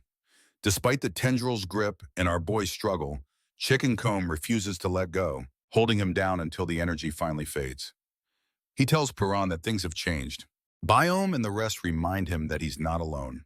Piran resists, mumbling no as the tendrils move, but he insists he won't hurt his friends again. He grabs the tendrils, tears himself free, and declares that he doesn't know what the thing inside him is, but it's no longer in control. He promises it will never win. The monster's voice tries to pull him back into darkness, but Piran fights to break free. A flash of light erupts, and he returns to his friends, his eyes glowing red. Byum and the others watch, noticing the last trace of that power within him. Then Haru approaches. She slaps him and tells him to get it together. Calling his name, she helps him break free from the monster's grasp. Piran sees her, and the darkness inside him finally disappears. Supplies are well stocked. Chicken Comb and another helper confirm they have nearly a month's worth.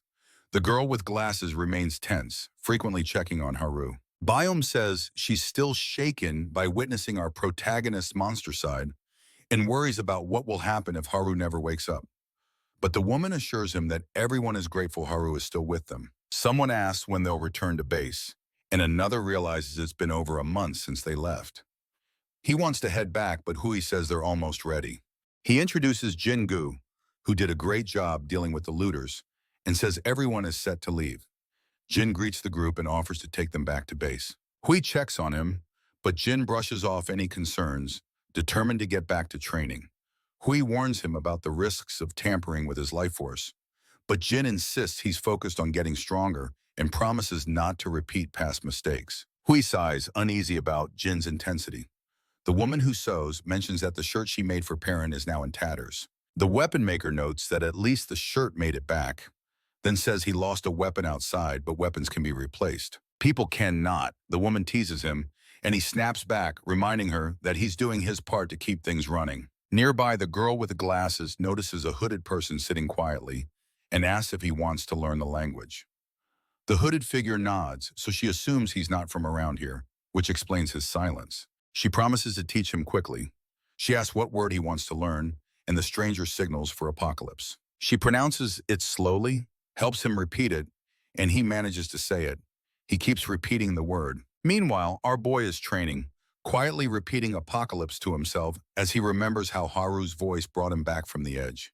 He admits that without her, he might have lost control, and there's no guarantee it won't happen again. He knows he can't always rely on her. Every time he becomes unstable, the thing inside him tries to take over. Determined to control his life force, he recalls the last fight, how his power surged and he felt himself get stronger. Now, though, he can't recapture that feeling no matter what he tries. He remembers Haru's touch and wonders if recreating that moment will help him succeed. Our protagonist decides he still has a chance. He pushes himself, running as fast as he can, repeating that he must protect his people and get stronger. He keeps going until he collapses, refusing to stop until he can harness that power again. Chicken Comb and the others are preparing to leave. Hui notes they've reached a dead end and suggests it's time to head back. Suddenly, a can falls, making a noise that attracts monsters. A young man freezes in fear as the creatures attack. Jin leaps into action, his powers crackling as he smashes through the monsters. Everyone calls out to him, demanding to know what's happening. But Jingu stands firm, his eyes glowing with energy. One monster, a spiky ball, targets Hui. He panics, thinking he's done for. Time freezes. The spikes stop inches from his face. Blue light flashes. Energy tears through the air, and Perrin appears, destroying the monster. He punches through the beast as Hui looks on in disbelief, energy crackling around them. The others question what happened, pointing out that his hands shredded the monster. Jin asks if he's gotten stronger. Perrin, catching his breath, says he managed to replicate what he did before, but insists he still needs to improve. He knows it's the only way to protect those he cares about. Jin outlines their next steps. They need to find the source of the strange radio broadcast and meet the person claiming to be prepared for the apocalypse, hoping for answers. Later, Perrin sits by Haru, tells her to keep resting, and promises to get stronger. He continues training, trying to master his life force. His veins bulge and his eyes change as he strains. Chicken Comb, Jingu, and the others watch as his eye takes on a strange appearance. He regains control. Bayam Huang calls out, asking him to wait, but Chicken Comb checks if he's all right. Perrin's red eye stares ahead as a dark figure appears in his mind, but he insists he's fine. The group moves on through the ruins. Later, someone is walking around and finds a pair of broken glasses, surprised by how damaged they are. More people gather, and one is called out for not working, trying to play it off when the leader notices the glasses. The leader is shocked and demands to know where they were found. The person says they were just lying on the ground, but another recognizes them by the chain and suddenly urges everyone to leave, insisting it's too dangerous. One thinks it's a lucky find and doesn't understand the urgency. The leader explains the glasses mean their owner is still alive. Another says they saw him earlier, remembers seeing fruit and signs of a struggle, and says they must warn the others. A figure steps out into the sunlight, and everyone realizes it's the man they fear. The terrified one panics as the figure approaches. Perrin's father appears and tells him to try reporting that he's alive. The frightened leader tries to joke, but the older man grabs the glasses. The terrified one stammers and then screams as the others freeze. One man draws a knife and demands to know who Perrin's father is and if they were being followed. He ignores him, mocks the questions, and says it's their bad luck. He steps forward with his fist glowing blue and says that now they've seen him, they won't make it out. The group realizes only one person possesses that blue energy. Someone shouts that it's him, and they try to prepare for a fight. Perrin's father smirks and unleashes a burst of energy, blasting the group, and announces that this is just his warm-up.